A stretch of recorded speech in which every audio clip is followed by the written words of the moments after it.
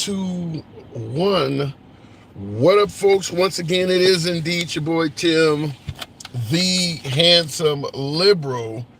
Got a few topics we want to run by you today. And this is one that many of you folks probably have never thought of. But I do want to run it by you because there is a possibility what we're about to discuss could happen. Hopefully it does not, because it could indeed divide up the most powerful nation on earth. It could divide us up. But and at the end of the day, there's a hell of a lot of things going on right now in this country, in this political environment, in this damn election that could divide this country up. But this is one that I think has a lot of divisive possibilities that many folks have never thought about. Many folks have not thought about this. So I want to run it by you folks and hear your opinion. I see in the comments, Steven says, you still getting paid to vote for Skamala. Not Kamala, Skamala, S-K-A-M, as in Scam. All right, Steven. Let me start the show out. Now, most of you folks are aware in regards to that. Let me paraphrase it this way. I'll give you the good part at the end, because this is what I think we should be concerned with and how it could divide the country. Maybe lead to civil unrest. Certainly if you ask MAGA. Now, most of you folks know about the polls and the suggestion that Trump is a point or two ahead nationally among likely voters. Doesn't necessarily mean he's going to win. Doesn't mean Kamala Harris is going to lose. It goes back and forth. But the point we're trying to make is this is indeed a very close election. Trump absolutely could win. Kamala Harris absolutely could win as well. So what the hell are we getting at? Let's say Trump is victorious in 19 days, only 19 days to go. Now, let's take a Trump victory. And let's talk about I can't even think of the guy's name at this point, but the New York case, Alvin Bragg, the New York case where Trump acquired those 34 felonies. Witch hunt, legitimate, we'll go ahead and cover that from whatever angle you want. But at the end of the day, Trump does officially have 34 felonies in the state of New York. And he is due to be sentenced for that after the election. I'm asking on the grounds, you see the videos titled already after Trump. What happens if Trump wins and maybe the powers that be, maybe some elite Democrats simply just do not want to stomach another Trump presidency, and somehow, some way, the state of New York is convinced to give him a hefty prison sentence. Now, that's a state charge. It's difference between state and federal. He can pardon himself, apparently, if it's a federal charge. This is not a federal charge. I don't know what mess that might create. I suppose you're getting the Supreme Court involved. You're trying to do what you can to get it switched over federally. But I do want to ask you folks, is it possible that perhaps the Democrats may have deliberately delayed his sentence, which Trump was asking for it. So it ain't like they just did it on their own. Trump didn't want the sentence to take place either. But is it possible that this could be somewhat of a Democratic hole card, ace in the hole? Well, if he wins, then we can sentence his ass to prison or whatever and enforce something else. What do you think? How might the nation respond to that? He does, whether you agree or disagree, he does officially have 34 felonies on him. There's a hell of a lot of folks that have felonies on them that disagree with their convictions. That's the American way. But Trump does have 34 felonies. So I want to ask you folks, is it possible the Democrats may use that if he wins? If he wins. Yes, you won the election. You're going around celebrating. You're bashing liberals. You're talking about Kamala Harris, Hillary Clinton, you name it. But in a few days, your ass is up to be sentenced. And we got the judge in our back pocket or something of that nature. I mean, this is a New York judge. Want to hear you folks. We're going to talk about that because How do you think the country might react if they do come down and hand him we'll give you 6 years. You can qualify for parole in November of 2028. What do you think? Just enough time to keep him incarcerated the duration of his next term. So talk about that. Also, how many of you folks seen at least snippets, maybe the YouTube version of the Kamala Harris interview with Bret Baier?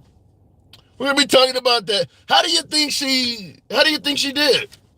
Do you think she held her own? Do you think she refused to answer any questions? Was she too dominant? She didn't let Bret Baier get away with talking over her. She certainly pushed back on a number of occasions. And I see in the comments, KY says she got cooked. All right, we'll talk about that. I don't know. But how do you think she did going up against a basically journalism royalty with Bret Baier? Do you think she held her on? Went into the Fox den. Now, I had folks on the program before that happened suggesting that, Bret Baier is not, he's not going to ask tough questions. He's kind of soft and things of that nature. Let's be clear, folks. Every other journalist that we know of that is employed at the Fox News channel has Kamala derangement syndrome. Bret Baier is about the only person that could interview Kamala Harris that felt at least somewhat unbiased. You expect her to go before the likes of Sean Hannity, Laura Ingraham? Really? So the fact that she went into, for her side, what amounts to the lion's den, we'll talk about it, but the idea that Bret Baier's too soft and someone else at Fox News should have been allowed to interview her is insane. Everyone else at Fox News probably has over 1,000 clips you could play of them bashing the hell out of Kamala Harris. Perhaps maybe Dana Perino, but even Dana has said a lot of bad things or a lot of negative things about Kamala Harris. The only reason why I'm bringing up Dana Perino is because she hasn't been nasty about it. She disagrees with Kamala Harris. She used to work for George W. Bush. I get it. She's a conservative. But she hasn't been really personal about her feelings towards Kamala Harris. So maybe Dana Perino, but I think Bret Baier, in regards to Fox News, was likely the only option they had for her to come there. I mean, who else you gonna have it? Maybe Neil Cavuto, I suppose. Anyhow, but the third topic, Trump went into, I don't want to say the lion's den because I don't think this was. Trump courting the Hispanic vote. Trump was on Univision. Univision, however it's pronounced, but Trump went to the Univision network. Two things. Now, while we're talking about Kamala Harris from yesterday, Trump has also received a hell of a lot of media attention. Shout out to Trump. I don't give a damn what Kamala Harris does, what's going on in the news. Trump has a way of making himself the most important topic. Right now, we're talking about Kamala Harris's interview. We're talking about the likes of Benjamin Netanyahu and the Israelis taking out the leader of Hamas. That news has come in maybe about 4 hours ago. And here Trump is still in the news, highly relevant, because he did something on that day as well. Thank you, DJ Julio. Got your boy looking like Elvis. Thank you. Chris says Fox bent. Oh, my God. Before I continue on with this monologue, Chris McCorkadale says, for Fox News bent Kamala Harris over, her handlers ended it too early. I do believe I heard that Bret Baier stated that she had 4 handlers with her and they were waving to her to end the interview. I don't know what the allotted time was going to be for the interview. I think it was almost a half hour. I think she ended it, her handlers had her ended, but I don't think it was very early, was it? I don't know. But I see the comments. Brewster says, Tim, your followers are ridiculous. My followers, my beloved MAGA, liberals are welcome as well. We believe in free speech. So you're going to hear opinions from all sides. I allow folks to be critical without any concern of being blocked, banned, or censored. So we are about free speech. You can be critical of anyone in the comment section, including the damn host. That's how free speech works. So you're gonna have followers you don't agree with, no matter what side of the aisle you are. Anyhow, before we go to the box and start taking callers, Trump on Univision, alter ego. Welcome to the program. Trump on Univision. Two things he was asked. Oh, you're gonna love these. DJ Julio, yeah, appreciate the hat and mustache. He was asked by a Hispanic translator present, do you really believe the Haitian migrants are eating pets? Someone actually asked him that question. Now, Trump responded by saying, listen, that's what was being reported. And he said, not only was it being reported that they're eating cats, dogs, and goose, he used the phrase, quote unquote, and other things too. Didn't state what they are. So what else are Haitian migrants? Wow. What are these people eating? Are they eating turtles? What else are hamsters? Wow. Anyway, he was asked that question and he gave that response. These are things that are being reported. And he claims he's going to be going to Springfield soon. Obvious pushback is, as you know, Trump has devoted MAGA every damn where. You got politicians every damn where. Why not make a phone call and verify this shit is happening before you go on TV in front of 60 plus million people and say it? It's what's being reported. People are reporting every damn thing. How about a little bit of verification? In addition to that question, he also was quoted as saying January 6th was a peaceful day. Wow. So Trump made the news as well. So we're going to go straight to the comment section and certainly to the box. Talk to some of you folks. You know how the program is. We don't block, ban, or censor anyone. We go left of Bernie Sanders to him having dinner with Q. Everybody gets to speak. You can be critical any way you want. That's how free speech works. So there is no snowflakes that watch this program. Everybody gets to speak. So looking in the comments, Kamala destroyed Trump last night on Fox, says Charles. Well, I just had somebody else that said Fox beat her. I think that Kamala Harris, that interview and the previous interview with Charlamagne the God, I think those were, certainly the one with Charlamagne the God, I think were her best interviews. I didn't like what she did. I thought she was not good on 60 Minutes, The View. I've seen like two or three interviews of hers that I thought were horrible. But these last two, maybe her handlers, maybe who's coaching her, basically cleared up some of these answers you're giving. They're coming across as shit. I think she's getting better, but we're talking 19 days to go, folks. So it's a pretty, a lot of folks have already voted. Anyone watching the program that's already cast your vote? Common Sense. Good evening. Welcome to the program. Common Sense. So what do you think if Trump, we'll see if the box brings him up. And thank you. What do you think if Trump, you got an echo. You got an echo. And thank you. You got an echo. You got an echo. Are you there? Common Sense. Okay, there you go. Common Sense. Okay. You still got an echo. Are you on Bluetooth? You still got an echo. Are you on Bluetooth? Okay, I'll give him a second. Otherwise, I can hear you loud and clear. That's better. I had a headset on and I was a little bit away. Hey, handsome. Been a while. Good. Well, good to have you back. Have you cast your vote already? Do they allow early voting in your area? So Colorado, I got my ballot about a week ago, and I haven't filled it out and sent it in yet. Are you on the fence in Colorado? No, definitely not. I just wanted to research before I filled out all the rest of the information on some of the yes or no answers that they're trying to pass before I sent it in. No, I'm definitely voting for Miss Harris. I mean, you mean I'm not talking to MAGA in Colorado, the Mountain State? Definitely not. Trump's not building a wall here, even though he said he was. So what is it about Kamala that comes across as more desirable for you than, say, Trump? We had Trump in office. A lot of people favored his economy, thought the country was running smoothly. Some folks suggest that Kamala Harris has done nothing to earn a position. What's making you pick her? I never thought that Trump had a bad economy. I just think he ended it terribly with the way he handled the end result there, and his election misinformation. I'll never go down that path. I mean, that's just crazy, loony stuff to me. So when you say I'll never go down that path again, are you talking about now? Go ahead. I just mean that I'll never go down the path of the Republicans saying that everything's stolen from them.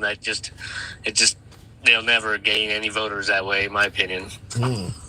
Well, yeah, there's still a significant amount of folks on the right that believe the 2020 election was stolen. In fact, J.D. Vance, we talk about Kamala Harris not answering questions. J.D. Vance won't tell you who won the 2020 election. Why do you think that is?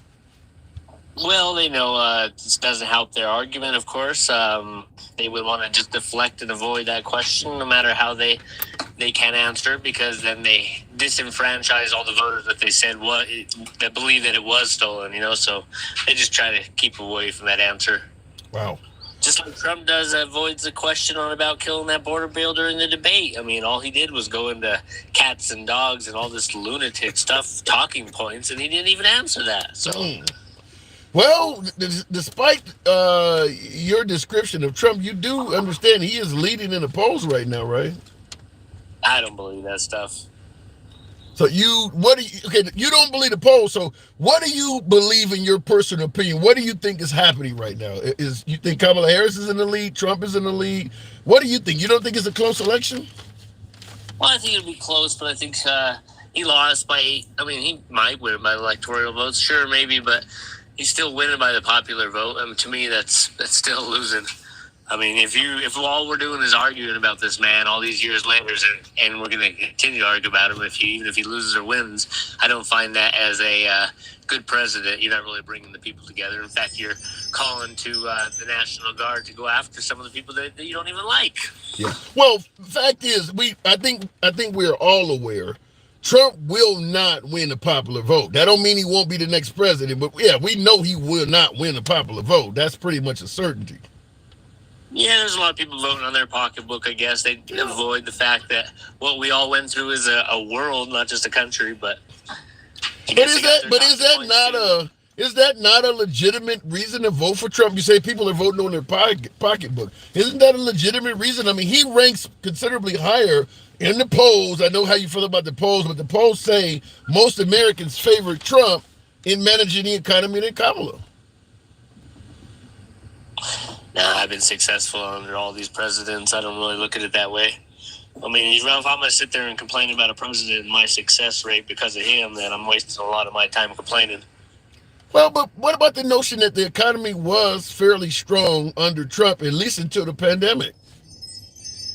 I can argue that my house was only worth $80,000, and then after, when Joe Biden got in office, it went up 3 times the amount from when I bought it. So, I mean, it depends on what situation people are at in their lives, right? Right. And benefiting from an inflated economy. That is true. So, what else about Trump? Because you're picking Kamala Harris. You feel confident that on day one, Kamala Harris is ready? I mean, we clearly have an ongoing conflict in both the Ukraine-Russia conflict, and now Benjamin Netanyahu is just continuing to escalate that war. Do you feel Kamala Harris is the best person to have at the helm with all of these conflicts breaking out? Or do you see because Trump is promising he can end this stuff in 24 hours? Yeah, if he could do that, he would have already come out and done it, right?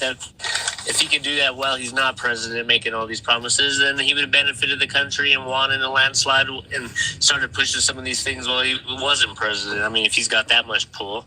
I think she'll handle everything okay. I mean, I don't think that just because she's a woman, we're going to have to bend the knee to anybody who don't like women, any other country. Right. I thought she was very strong on Fox News last night. She at least stood up for herself. I mean, she's walked over across the debate stage and went and shook Trump's hand instead of him doing that. She's pulled back on his handshake instead of letting him pull her towards him. She's strong enough. Okay, fair enough. And you're not the only one saying that, because yeah, she certainly. Remember when she was debating Mike Pence and she stated, "I'm speaking." She kind of did that to Brett Baer last night. Well, she should have. I mean, he wasn't... I watched the very first question. I mean, he immediately cut her off, didn't let her answer. Yeah. And she tried saying something to him. And, I mean, if you're going to bully her, she's there to make sure that America knows that she's not there to be bullied, right? Yeah, yeah. She stood her ground. I don't disagree, but some folks are saying, like, with the $25,000 home buyers credit she's promising. They're stating that she's not explaining exactly how she's going to do this or how she's going to pay for it. You feel like she's answering the questions ample? She's giving decent answers? Well, I mean, they're going to have to pay that back on the back end. They should understand that. But then whose fault is it for us to not be educated? People have to go educate themselves on bills, you know? You can't just think it's going to be $25,000. You got to educate yourself on what it is, and that still falls back on the American people, you know. Yeah. Last but not least, before I move it on, because I mentioned this in the monologue, Trump is due to be sentenced in regards to those 34 felonies. Alvin Bragg out of New York. If he wins the election, what do you think will happen there? You know, everything's just going to go away. They're going to find information that proves their election misinformation. They're going to find all the stuff that's against them will go away, and everything that they need to prove for their lives will slowly start to be pushed out. But this is a state case. This isn't Jack Smith or Fonnie Willis. This is a state case where he has already been officially convicted. How do you make that go away? Well, you're right. If you can't push away nothing in the state because it ain't federal, then he's going to have to face it.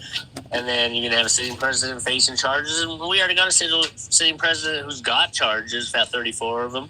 So it's not like it's making a difference to his voters. It might sway a few people, but you got people that are dedicated since 2015 once he told them the fake news media, and they haven't believed anybody else except for him.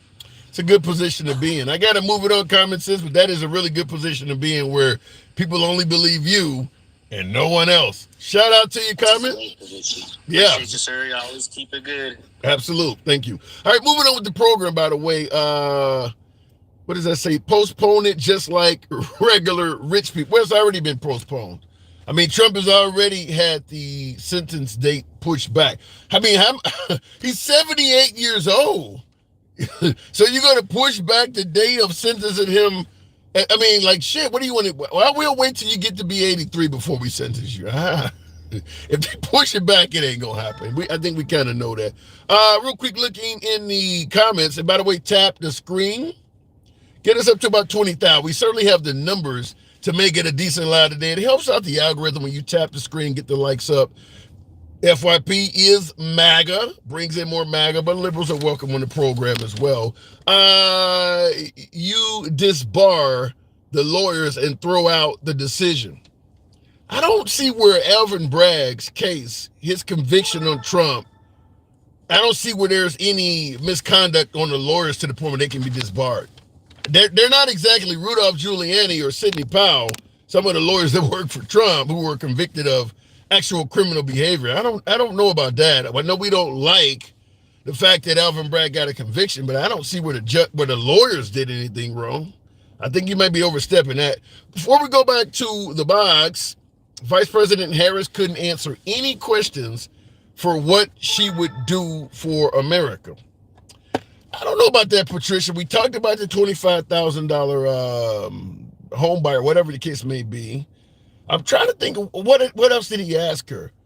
I'll look, and by the way, I'll go to the next caller. I would like to know from you folks, what question, or questions, obviously questions, plural, would you like for Kamala Harris to be asked and have to answer that you don't feel like you know the answer to already?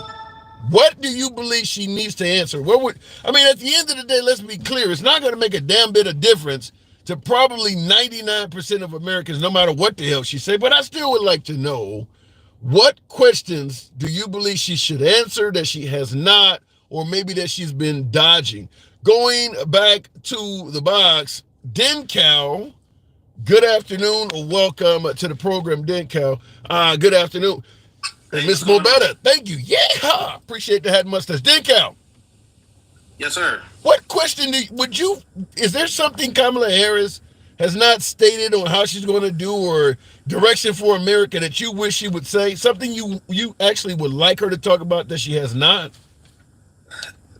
No, I think all the questions have been asked. The people just don't like the answer. Like everything we're asking her about what she would do for the economy and all of that stuff, It's already on her webpage. People said from the beginning, remember when they said, I just want to hear what her plan is. I just want to hear what her plan is. I can't find it on her webpage. Now, everything she's talking about is on her webpage. But they still saying the same thing. If you look at that interview with Brett Baer, he did not ask her any forward-looking questions. All he wanted to know was why she didn't impose the 25th Amendment on him, why she didn't fix the border.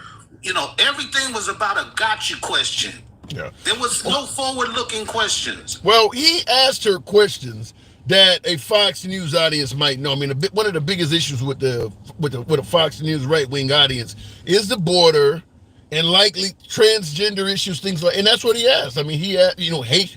I don't want to say Haitian migrants because he don't want to bring that up. I mean, Trump doesn't look good on that, but immigration as a whole is something that the right wants to know about. So, I mean, he kind of asked her questions that his audience would want to know, and it's not. They're not going to ask her forward-thinking questions because the right don't want to see her in a forward position. They just want gotcha questions.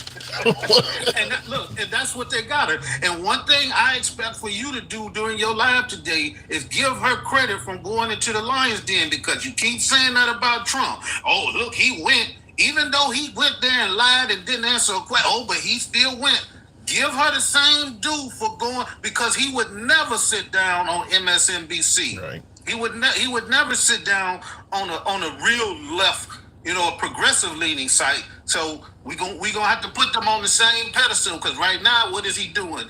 He doing podcasts. He doing dang on Fox News.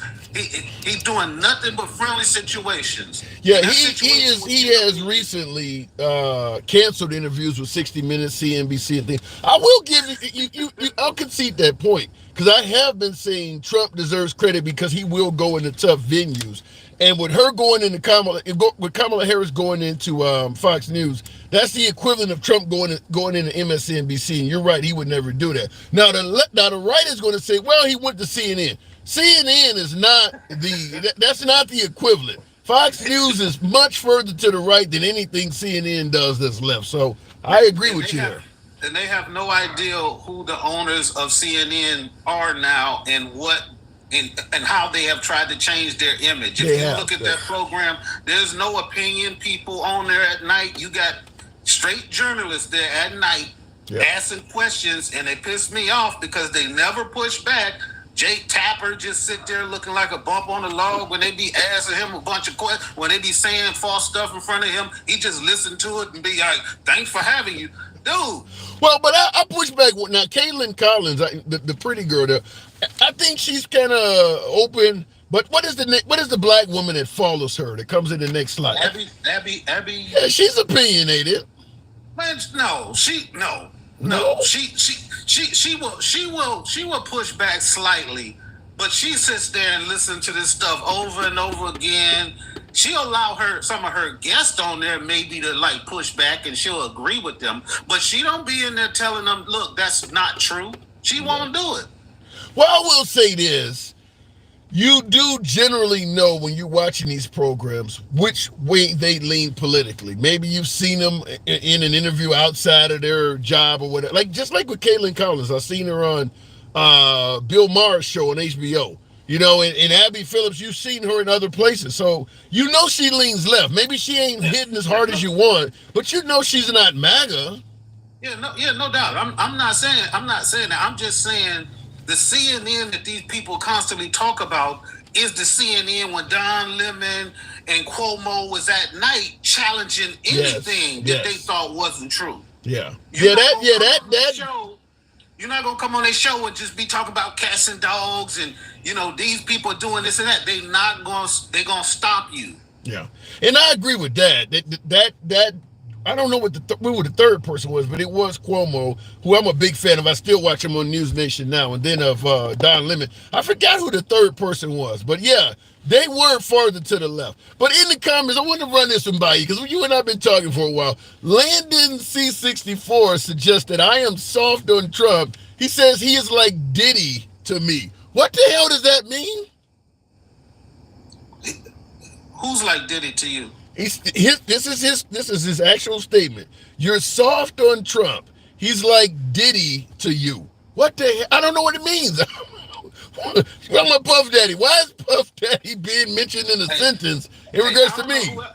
I don't know whoever that is, but I only get a couple of minutes up here, man. Stop!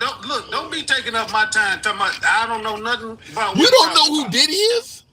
I know who Diddy is, but I have no idea why he's injecting Diddy into this conversation. I don't know. So what do you think? Trump is due to be sentenced after the election. Could that be a Democrat hold card where even if he happens to win, they can then use this to somehow try to keep him from being in power?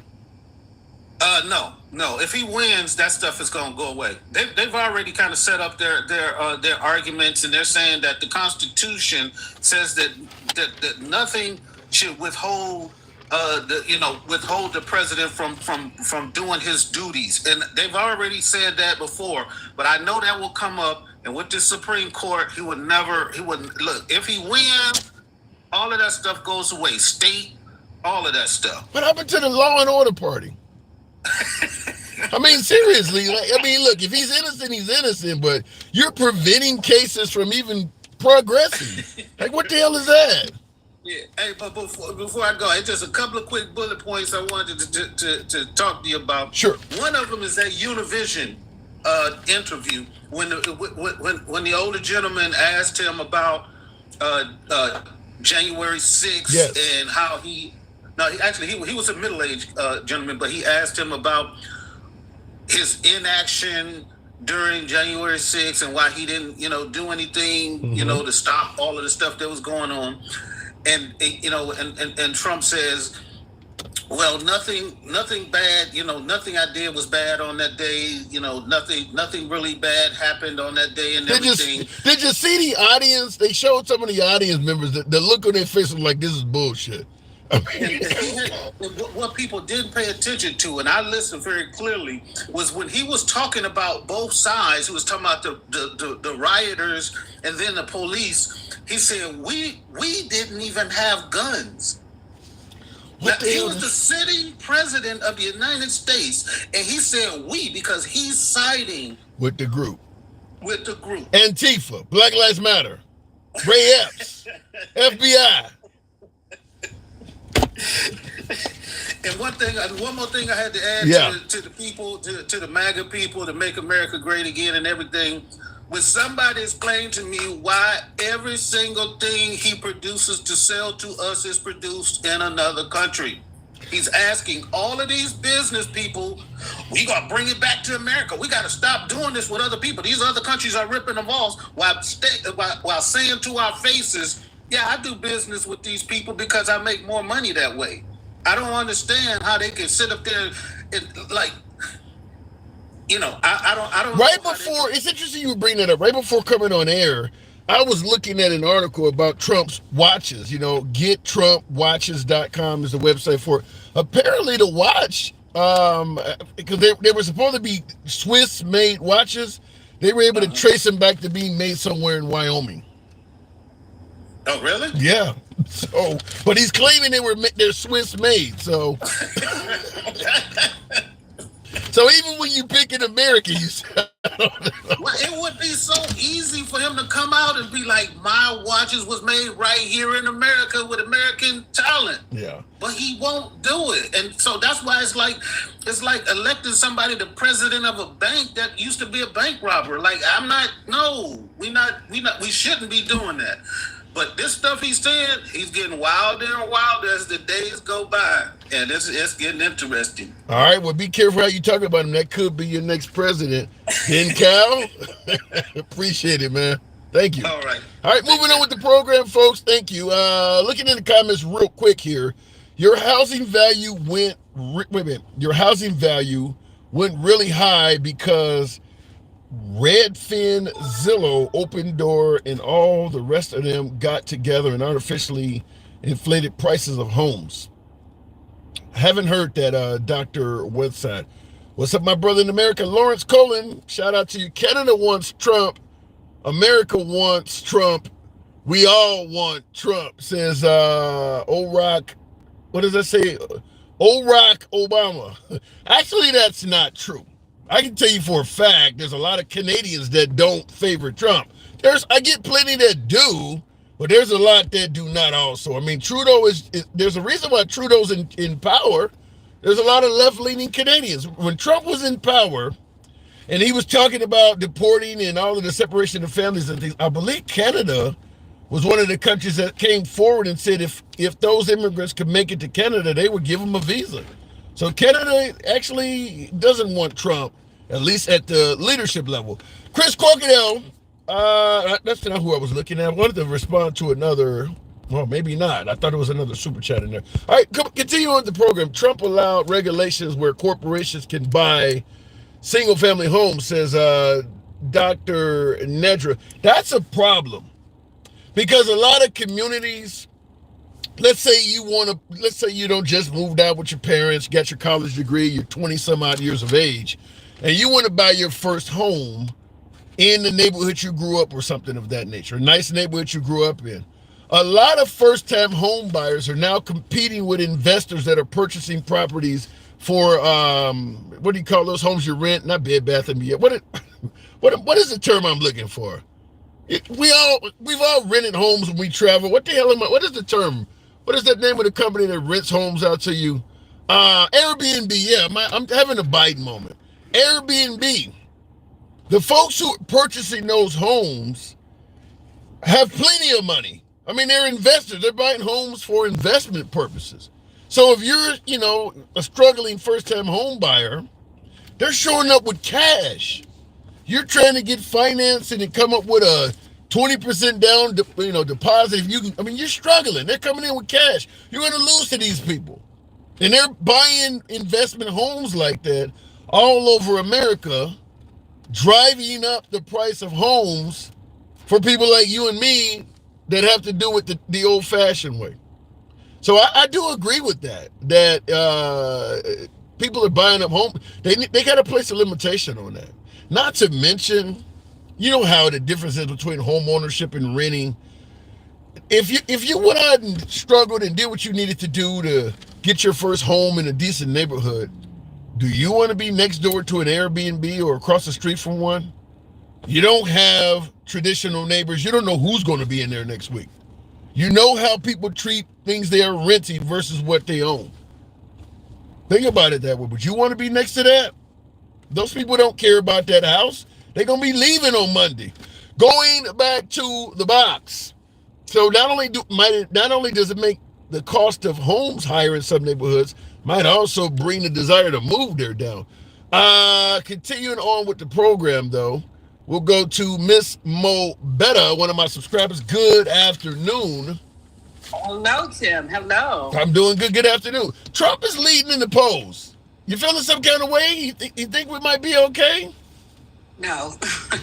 And it won't last long. Really?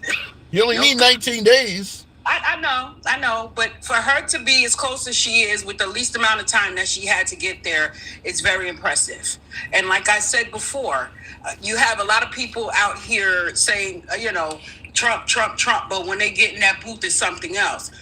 Because say otherwise. This is why Trump lost the last time, because everybody who was supporting him, quote unquote, went in that box and picked somebody else. Now, I've heard just the opposite, Ms. Mobetta. I've heard that Trump actually outperforms polls and expectations because a lot of Trump supporters don't like to admit it, don't believe in taking polls, and then on election day, he actually does better. You seem to have it the opposite. Well, it didn't appear that way that January. That's why January 6th happened. So this is why they went down to the Capitol and tried to overturn the government, because of that very point. Well, according to Trump, he didn't try to overturn the damn thing. They would have had weapons if they did. Yeah, this is one credit I give him. When he tells a lie, he sticks to it. Yeah. That's he sticks to that lie, and everybody know, including his supporters, know that he's lying. He knows exactly what was happening. Now, he talked about go down there peacefully. That was too late. You already told him we're going to go down there and fight like hell because they are cheating. That they already had it in their head that we're going to go down there and what we're going to do. Well, he won on Univision, the network Univision or Univision, however it's pronounced. Whatever. He's you sound like you over all this shit. But he stated that January 6th was a good day. Look where it's coming from. Trump's lies cost lives. You can write that one down. Trump's lies. I am. And that's a campaign slogan. Put that on the MAGA hat. Put that on the MAGA hat. Almost all of his rallies, somebody got hurt or unalived. No. That's not just my word. You go check the books. I've been to a couple of Trump rallies. They were very peaceful. Well, they must have been in a small town of Long Island or something. Well, he had one in the... I'm from Long Island, so I already... Didn't he have one in the Bronx? That wasn't violent, was it? I never heard of him even going to the Bronx. Yeah, he was in the Bronx. He had a rally in the Bronx, and it went over well. Yeah, okay. There probably was 20 people that he hired to come there, like he did this last one with all those women that he hired to go to his rally. Was that false that they're saying that? Well, listen. Sometimes there's a little bit of smoke and mirrors, but anytime you come on here, you draw out the ire of the. Of course, I'm here to bring it out. Like, listen, it's nothing wrong with the truth. There's nothing wrong with telling the truth. Now, as far as Kamala and her the interview last night, Brett was very disrespectful. He was very disrespectful, and I believe she stood her ground. Now, you're going to ask her a question and won't allow her to answer, then you're going to come back and say, oh, she doesn't answer questions. Is that not a double standard? Yeah, she did make it clear, like, you're not letting me answer my question. So you're not answering. And for anybody who said that I'm lying, prove me wrong. I'm just saying. Yeah. I don't mind the truth. You know what I'm saying? And the lie don't care who tells it. So listen. Trump he's reaching for straws now. He's continuing with lies. He doesn't care because he goes unchecked, because he has a lot of cronies in the business. He has people set up, namely the Supreme Court. So you see one of the biggest arguments with this race is abortion. Yeah. And guess who caused that? The Supreme Court. And guess what? Those are Trump's picks. Well, yeah, Trump is already taking credit for doing that. I mean, he's backtracking now because it's not politically. He called himself the father of IVF. He said, I wanted to do a live on that because a short on that because what the hell do you mean by father? If he did say that, what the fuck does that mean? Like make anything that he says make sense. And y'all keep saying Kamala doesn't answer questions. Like when they ask him about the January 6th and all of that, they don't answer none of those questions. When they asked him why did he kill the border bill, guess what? He didn't answer that question. Yeah. I'll wait. I'll put my timer on. And do you feel confident though that she's going to win? I mean, this race has been I feel very confident that she's going to win. But let me tell you something. Even if she doesn't win, you're still going to see humility in her, and she's going to concede like an adult, like a president, somebody who's professional, unlike Trump. So you feel 100% guaranteed that if for some reason somehow Trump does not win, he is not going to concede. He's not going to wait quietly, and especially, too, he still has sentencing to look forward to. He got a lot of shit on his plate that's going to cause him to throw the biggest temper tantrum of his life. He's going to throw a whole tantrum. He already has his followers thinking that the election was rigged. But like you said, when it's in his favor, it's not rigged. But when it's against him, it's rigged. Like, come on, that is so superficial. But I'm hearing at this point, MAGA is going to come out in such a strong force that this election is going to be, quote unquote, too big to rig. Bullshit. It's the same supporters he had then as the same supporters he got now. You don't think he's gained any supporters? The Tulsi Gabbard types? He hasn't picked up any liberals? No. It's the same amount of people. I don't know. He has the same supporters that he's always had. Tim, it's going to be the same thing that you seen 4 years ago. It's going to be the same. Believe me. I don't know. So you think because when we talk about the popular vote, as opposed to electoral college. You can see the actual vote totals. You don't think Trump's going to, what did he get, 74 million last time? You don't think he's going to pull that off? Yeah, he got 74 million. He actually might have 70 now. So, and 81 million evicted his ass. So you think he's lost votes? 81 million, what they call fired his ass. Now here's a super chat. Derek's Life Events, hell of a name. He's saying, now he's talking about Kamala Harris, says she was dodging and using time. He should have interrupted her. He should have did it. And even when she let him, I guess you're saying he let her speak.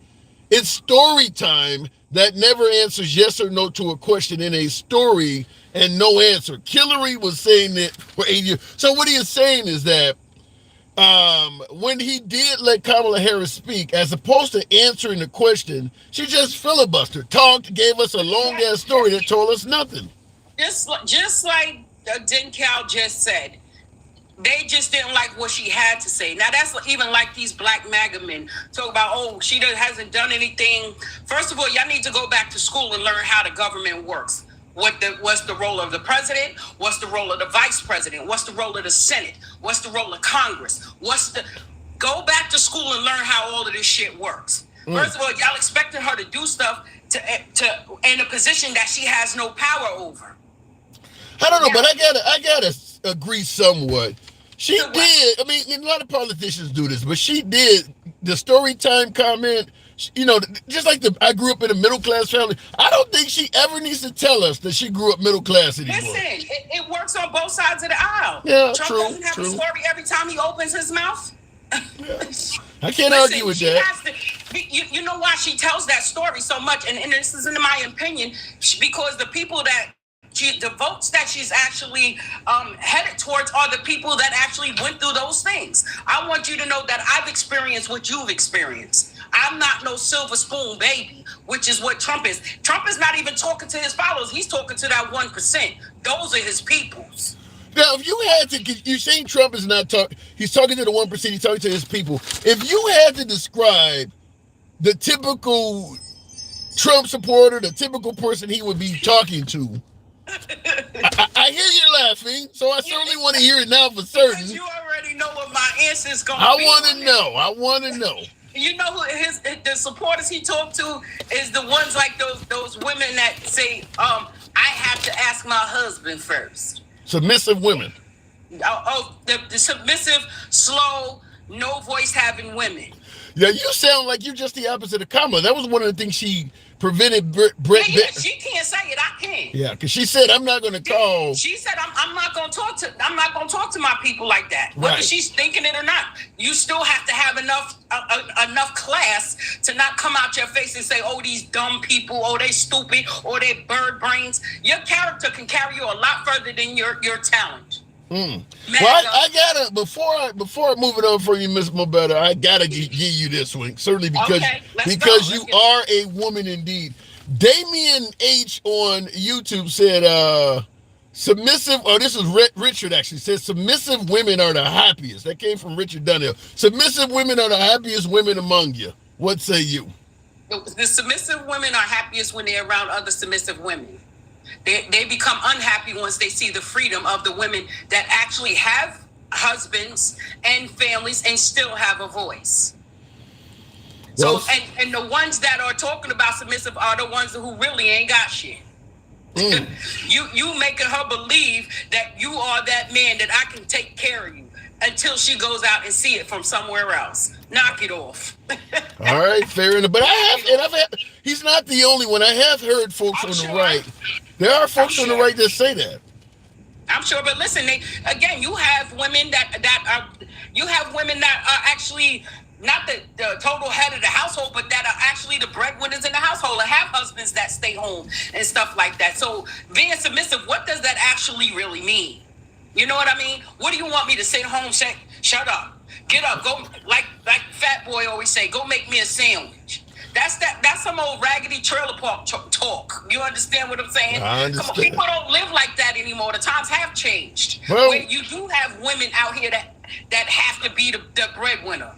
That is true, but in the words of Grammy rapper Lil Wayne, baby just make me come, then don't make a sound. I gotta move it on though, Miss Mobetta. Lil Wayne, he drinks cough syrup. Everybody think about him. He's on the lean. Stop.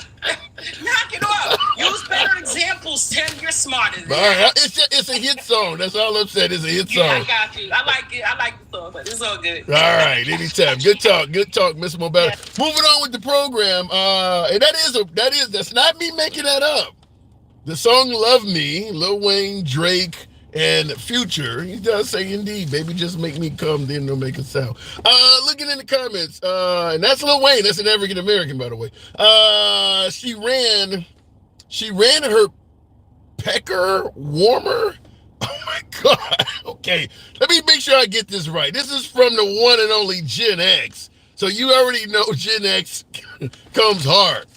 He states that Kamala Harris, in reference to Vice President Kamala Harris, I'm going to see if I can read this out with a straight face and without skipping. She ran her pecker warmer for 26 minutes and said nothing, that's in caps, yet managed to reference Trump 54 times, then tried to monologue every answer until Brett Baer cut her off. Is that how you, because most of us have seen the interview. Is that how you determine? Now, pecker warmer is a, let me go back to the box. Gen X, oh my God. All right, going back to the box. As Lisa says exactly. You think she ran her pecker warmer? Is that what they're calling it now?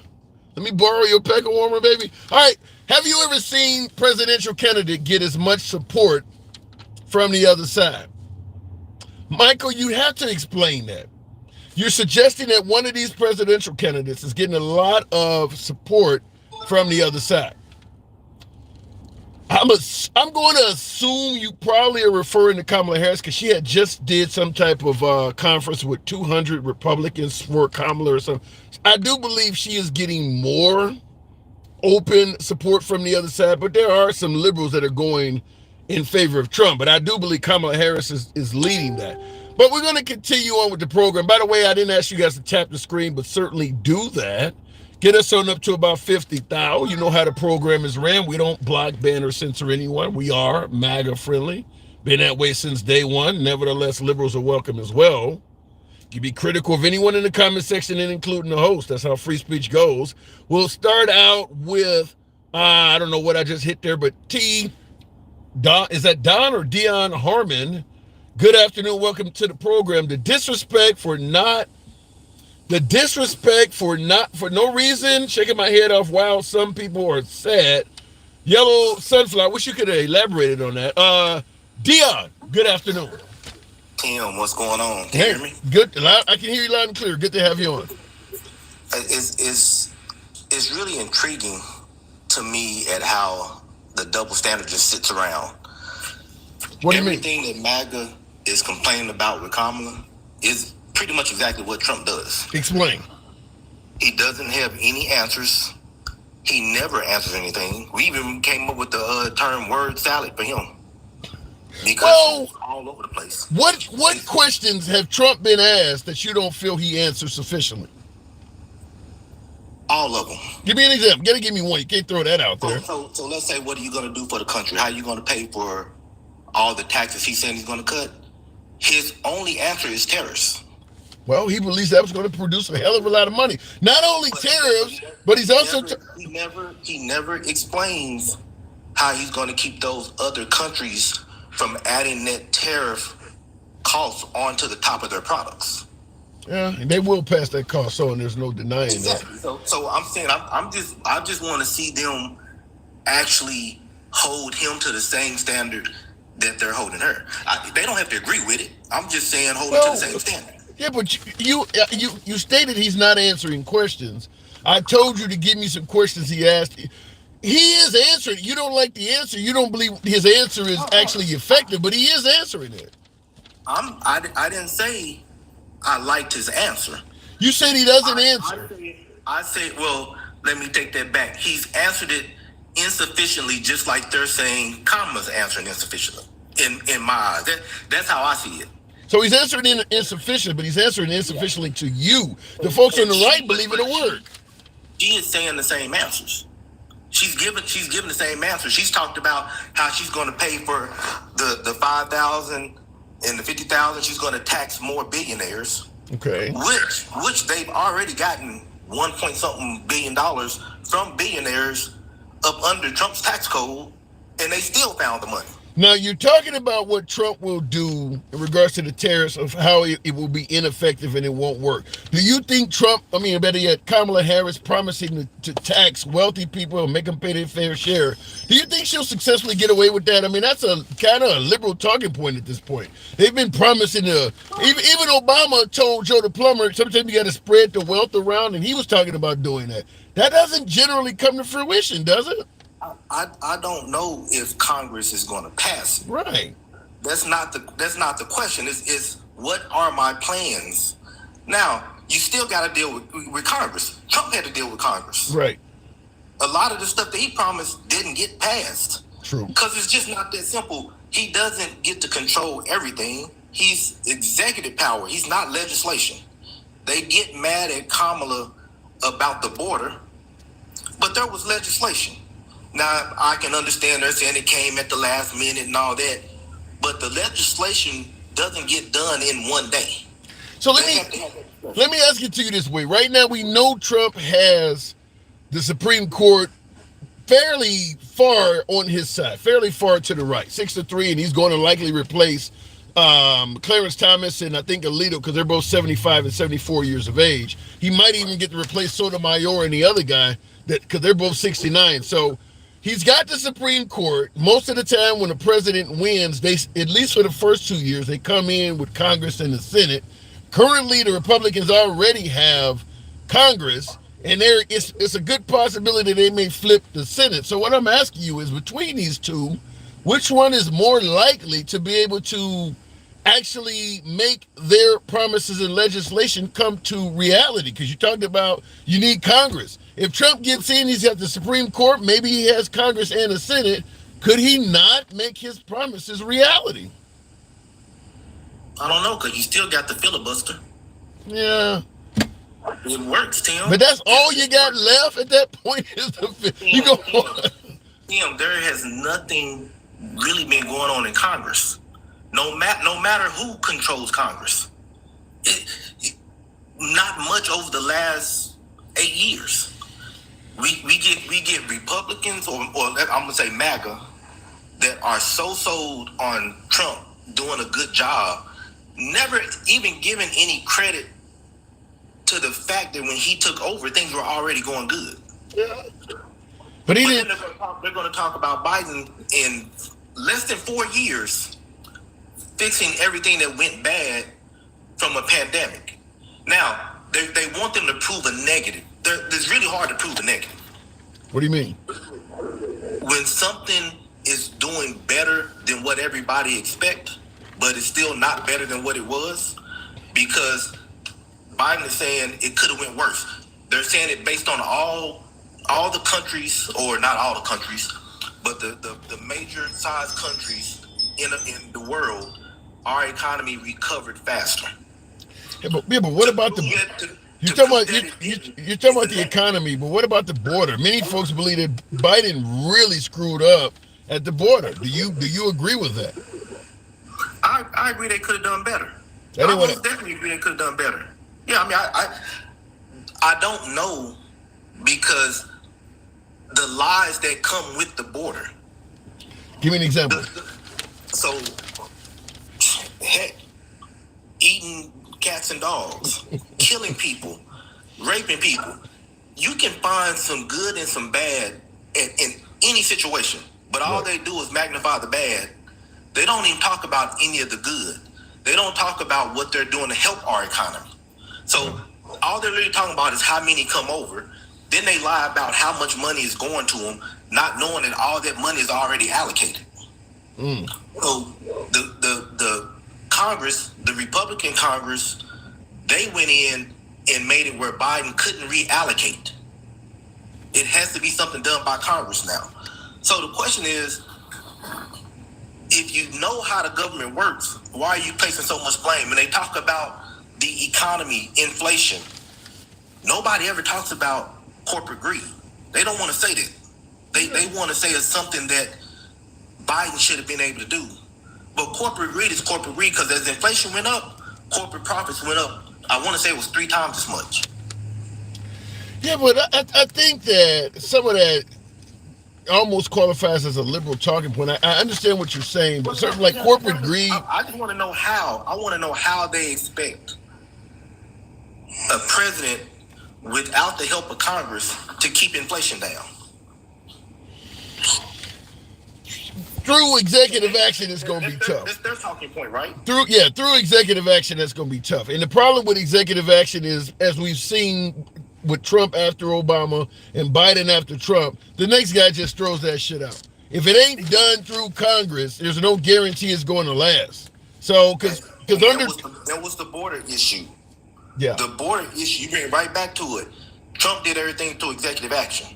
Yeah. Biden really came in and said Congress has to do it, and he tried to give them time to do it. It didn't work. When they finally got it done, the complaint was it came last second. They're just trying to get this done. Like it wasn't a bipartisan bill, and it wasn't an Oklahoma senator or a House Republican that drew up the majority of the bill. Let me ask you this one now. This is an interesting question. It can go any way, but considering you're an African-American man, this is coming out of YouTube. Derek's Life Event says, Black men, hold your vote until they reform child support. That will be better than tax cuts, weed, or $20,000 for a business. What is he suggesting? That most Black men are dealing with child support issues? I guess so. I guess so.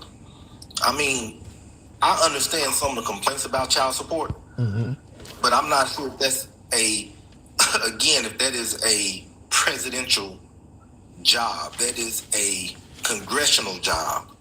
So go speak to your congressman about reforming that. That's probably a state congressman, not a president. Well, there's probably some executive actions they could do. I mean, because I do believe a hell of a lot of guys, child support issues likely does resonate with a hell of a lot of men. Now, at a certain age, like you get to be in my age category, that stuff, that's a younger man's problem. Most, 50, 60, 70 years old, you're not really dealing with the issues of child support. But a younger man, 20 to maybe 50, yeah, it's a valid issue.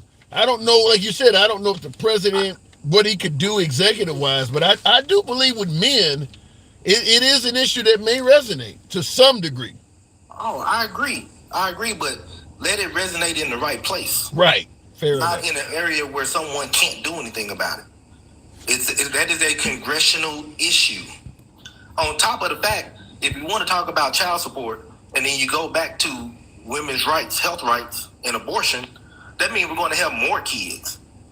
Potentially more fathers who are not paying child support. Yeah. Now, I can tell you, I am pro-choice for the United States, but personally, I am pro-life. I just truly believe that I shouldn't be interjecting my beliefs on another family, another couple, another woman. They can make their own choice. I may not like it, but I am not a part of it. I'm somewhat now. I'm pro-choice, period. But I'm similar to you. I don't believe the way I think things should be forced upon somebody else. But in the comments, I think it says Dragonfire said if women can abort, men should be able to deny child support. What do you think?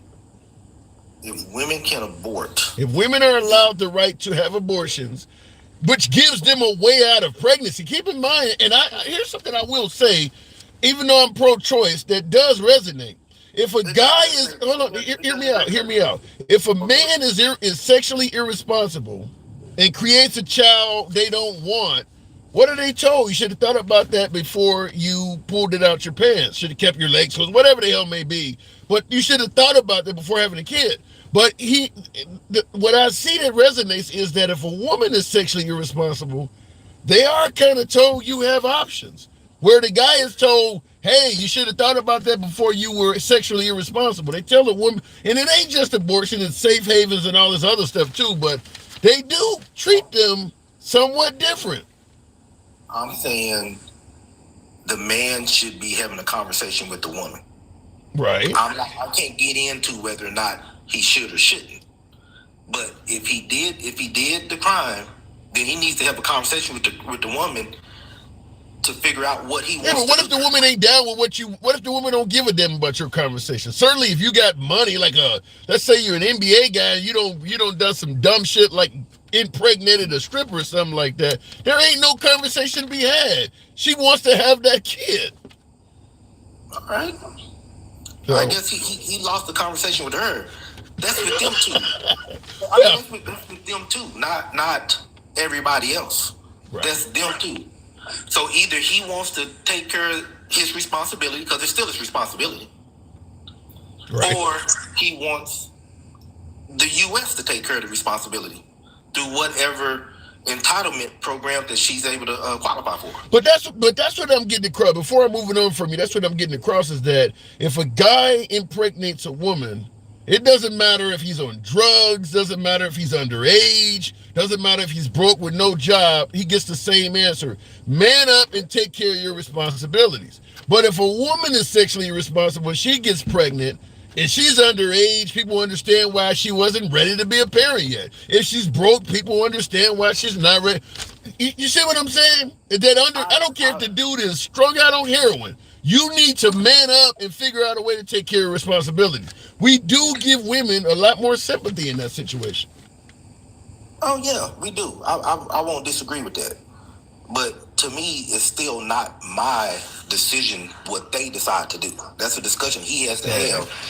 It is a discussion between them. It keeps the rest of us out of it. Yeah. Now, if a dude is looking for a way to get out of it legally, then don't go to work. What the hell? You can't get blood out of a turnip, right? You can't get blood out of a turnip, but you can get incarceration out of one of them. Well, I mean, if you don't have a job, where are they going to get the money from? They can force you to work, or if you come back to court suggesting you still haven't gotten a job, they can start threatening to incarcerate you. They can get blood out of a turnip. You never seen this stuff on TV? Yeah, they can make go ahead. The stuff I've seen on TV is where a dude denies pain and doesn't pay any money when he has it. Yeah. He's not paying the child support that's on him, not because he wasn't working. Yeah, you're not going to, if a woman is pursuing you for child support, you're not going to get away with zero for too long. You're going to give her something. If you tell the judge you don't have a job, they're going to likely make an appointment for you to come back to court showing you not only been looking for a job, you've been going to the, some job programs or what. You can't keep using that. That ain't going to last very long. I'll give you the last word. Check this out. This is something you probably don't hear from MAGA, or maybe very few people. I'm a little ignorant on the subject because I have 2 kids that I'm taking care of. I can admit that I'm ignorant on the subject. We can have a real discussion. Are we going to be able to come up with all the answers? No. But to be able to have a discussion knowing that you don't know something or you've done what I call opposition research, I listen to both sides. I listen to Fox, I listen to MSNBC, and I do CNN. I'm trying to get as much opposition research or information so that I can do my own check. Let me get the other perspective. Because the one thing I learned in this whole time when I had what they call them uncomfortable conversations is that most of MAGA were saying exactly the same thing. Not a little bit, exactly the same thing. And I said, those are talking points. Where are they getting this from? I went to Fox. I will say, and I'm telling this to all the liberals, I will say if you listen to Fox long enough, you will understand why they believe what they believe, because it's sold well. Right. What I would tell MAGA, quit complaining about fact-checking, because fact-checking is fact-checking. At some point, find a source that you can truly believe, not just Fox. Find another independent source and just see if the fact-check is true. All right. Well said. Appreciate you coming through. Thank you. And moving on with the program, Derek's Life Events, thank you for the super chat and support, says years ago, teacher had a kid with an underage student, and he was put on child support. I'm aware of that case, by the way. Also, a woman can abort a kid and nothing, you don't pay jail time. And I will say this, because that's obviously not the topic we're discussing, but I will say there's a lot of validity to the difference in the system, because I've had a lot of men come on the program and actually openly state that one of the reasons they don't have a lot of sympathy towards what women are going through in some of these abortion bans is because women haven't historically had a lot of sympathy to what men are going through in terms of parenthood, child support, parental rights. I think most of us would agree, even on the female side, that the courts for at least a generation or so have been skewed in favor of women. If all things are equal and you are in a custody battle with the mother's going to win. I think we've all kind of. So I think that there are men, maybe revenge-minded, I don't know, but there are men that have come on the program and came out and told me it's because they didn't give a damn when things are wrong towards us. So I'll leave it at that. But looking in the comments, I'd get with some of these teachers if it gets my grandkids ahead. Debo, you gonna bang your kid's teacher? Don't they have a category of that on porn? Oh my God. Abortion has almost nothing to do with the president. Then why the hell is he bragging about it? That Charles, appreciate the Elvis get up. I'll say this before I go back to the next caller. When Trump successfully achieved something that the right and the evangelical base had been trying to do for 50 years, rolling back Roe v. Wade, he was going all over the damn country taking credit for it. Now that it turns out it's being incredibly unpopular and it's going to cost some people their damn jobs. Trump actually may win, but there's going to be some Republican politicians, particularly in liberal states, where some liberal women are going to be angry and show up and vote everything blue on the whole damn ballot. That costs some Republicans their jobs. There's no denying, even if Trump wins, rolling back Roe v. Wade will cost some Republicans on the down ballots their jobs. So now all of a sudden, Trump and a lot of supporters, well, he didn't do it. It's just a states' rights issue, or there's not really a ban. Explain why the hell he's been going around the country taking credit for it. It's too late to do that now. It's too late to try to disassociate it from him. He's the one that went around the country taking credit for doing it. So now when you hear Kamala Harris or some liberal state that 1/3 of America's women live in a state with a Trump abortion ban, well, it wasn't Trump. No, then why the hell is he taking credit for it? Looking in the comments, Colin Ratley, Brett Baer debated Kamala and won without debating her. How did Brett Baer win that? I don't see that. You say he won? You think how? Really? I don't know about that one. Continuing on with the program, let me go to the box, bring up the next guest, by the way. Kamala couldn't use her same old pre-rehearsed speeches, and that's a good thing. If Brett Baer successfully achieved that, that would be a good thing. You don't want a political, what am I looking for? You don't want a politician, rather. In one of those interviews coming on and they're just spewing talking points, or somebody said story time. You don't want to let them blow you in for too long. I think the difference with Brett Baer is he interrupted her really quick. He didn't first question he was doing it. If she is bloviating, or what do you want to call it, filibustering, I think what he should have did, but she said, let me get my point across. What he should have said, Brett Baer should have stated, is what a hell of a lot of my right-wing viewers, my beloved MAGA, was thinking. I would let you get your point across, madam, but you're taking too long. Or he could have simply made a joke and said, this is only a half-hour interview, indicating I don't mind you speaking your point, but we all clearly see what you're doing. But instead, she kind of ran over him. Kind of like the old Mike Pence, I'm speaking. Now she did. Harris hit a home run on Fox, says Bandito. So that's just the opposite comment. Going back to the box, the one and only DJ Julio Pat Carlson, I see you there. DJ Julio, good afternoon. As she should have, says Miss Mo Better. All right, Miss Mo. DJ Julio, good evening. How are you? Hey, did you see the Kamala Harris interview with Brett Baier on Fox? I saw part of it, and then I just turned it off because I got bored as fuck. Bored? What were you expecting to see? I thought Trump dodged questions or dodged answers to questions. It was absolutely annoying listening to her ramble with word salad. I mean, I listened to probably, I don't know, about 15 minutes of it, and then I got to where I could park my car and do something else, and did that instead. So you don't think she did well under the pretense that Exactly. I mean, when you get to the point that your handlers are trying to pull you off an interview, you're obviously not doing a very good job for yourself. Well, if you're bringing up her handlers, it's pretty clear you watch more of right-wing analysis, because you didn't see that during the interview. That's something that the right wing is telling you that happened. You didn't see that on the actual interview. Right, and I didn't watch the whole thing. Maybe it's still on my YouTube, so maybe I'll finish it. But I mean, that part of it doesn't really matter to me so much as if her handlers didn't, they probably should have, because she lost a lot of people's attention. On Fox? Who the hell can she have gained? Let me ask it to you this way.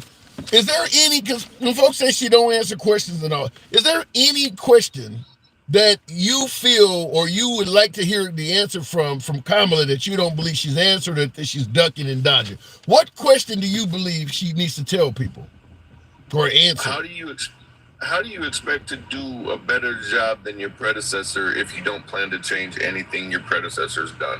She retracted that. She smart. Retracted that. I mean, I would too. If I called you a bad name, I'm gonna retract that. My bad.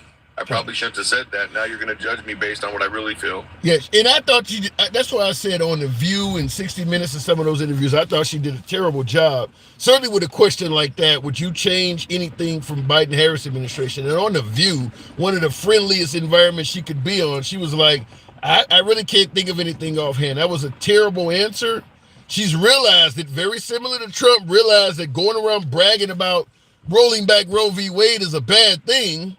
And they both changed their mind on it a little bit. She's now saying that her life experiences would likely lead her to make different decisions. Right.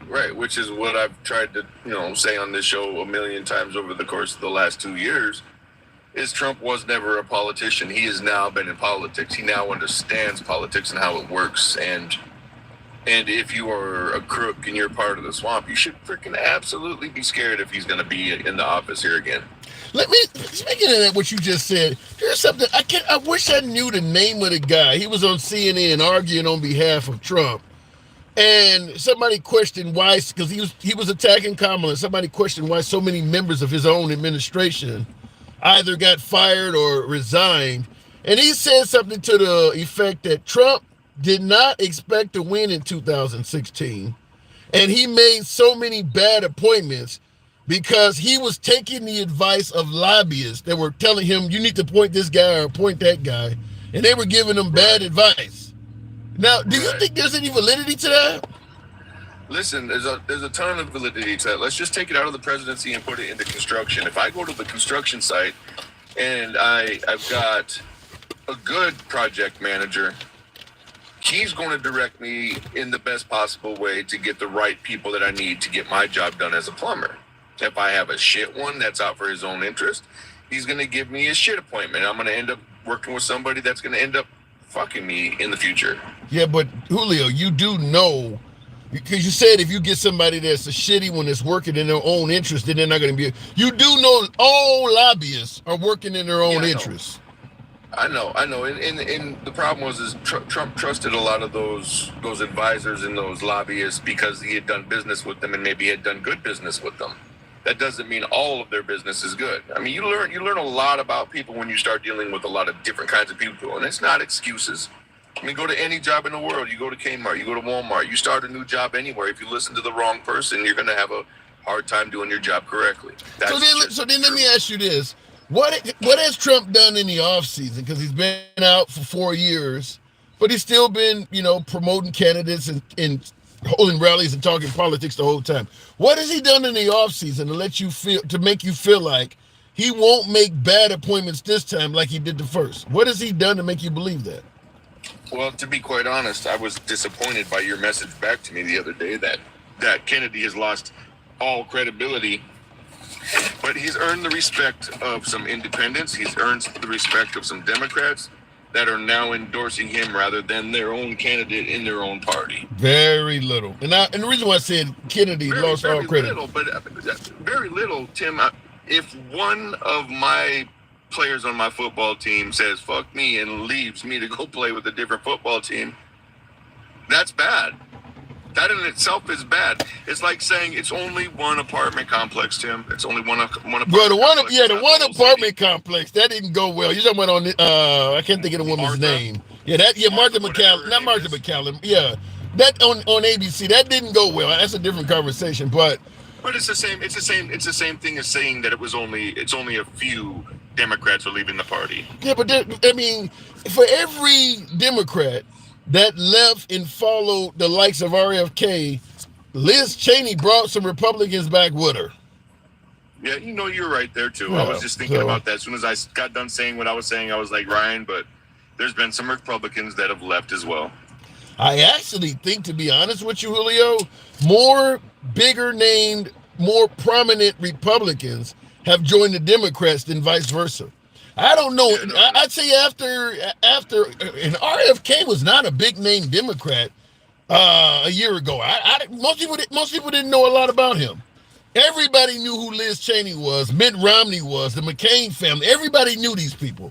So I think the bigger names are coming to the Democrat side. No, and you're right in that aspect of it, but we're talking about what I believe Trump did in the offseason that was good. Good movement. He wants to point people to have a healthier America. He's clearly bringing Elon Musk for the ride. He's bringing Ramaswamy for the ride. Shit, he ain't bringing Elon Musk for the ride. Elon Musk is paying the price of admission. He ain't bringing him along. Elon Musk is paying he's paying the toll. Yeah, but he's going to be a big part of our energy sector. How does that work, by the way? Trump is out there talking about windmills cause cancer. He's talking about all of the negative aspects of the electric car. Suddenly, Elon Musk starts to fund his campaign, and you don't hear him criticizing the electric car at all anymore. Is that something Trump really believes, or is he just doing it for the money? I believe the money has a part to play in it. Yeah, I mean, you're going to maybe pay attention a little more to the people who are giving you money. And when I mean pay attention, you're going to actually look at what they're talking about, the things that they're saying versus what you've said. And, much like a debate, you might come to common ground somewhere. And apparently they found a place to come to common ground. And, Elon Musk is standing behind him when it comes to helping out hurricane victims. He's standing behind him at rallies. People that are doing life-changing things are standing behind Trump. I mean, Kennedy wants a healthier America, and he's been working to do that through his legislation. But I think you and I talked about that. Kennedy is talking about, bad additives in children's foods and medications and things like that. Yes. If you believe that they're putting too much sodium in children's food or hamburgers or whatever the hell it is, too much sugar in their cereal, why would you join the party, or better yet, a leader like Trump that is against government regulation? That is the only way that's going to happen, is the FDA or the CDC is going to have to pass laws prohibiting what they can put in food being consumed by kids. That's the only way that's going to happen. That would be fine with me. I mean, look at our kids. Look at the kids that we have. I'm not arguing with that. I'm not arguing what you're saying. What I'm saying is Trump is against government regulation. What RFK promoting requires it. He's not against all regulation. He's against some of the government regulation, and he thinks that the government is too big of a regulator on a lot of things. But bringing RFK says he wants to change the regulations on the food to be healthier. Bringing Elon along with him says that he wants to bring somebody who knows a lot about a lot of things, especially when it comes to energy. Okay, here's in Dog. Thank you for that subscription. Appreciate you folks that subscribe. I'm gonna start doing some specific content to show you some appreciation for that. Thank you, Umadal. But what I want to say is this. What type of government regulation have you ever seen Trump favorable to? He talked about for every 3-letter organization he creates, he's going to get rid of 2. I don't see where RFK is.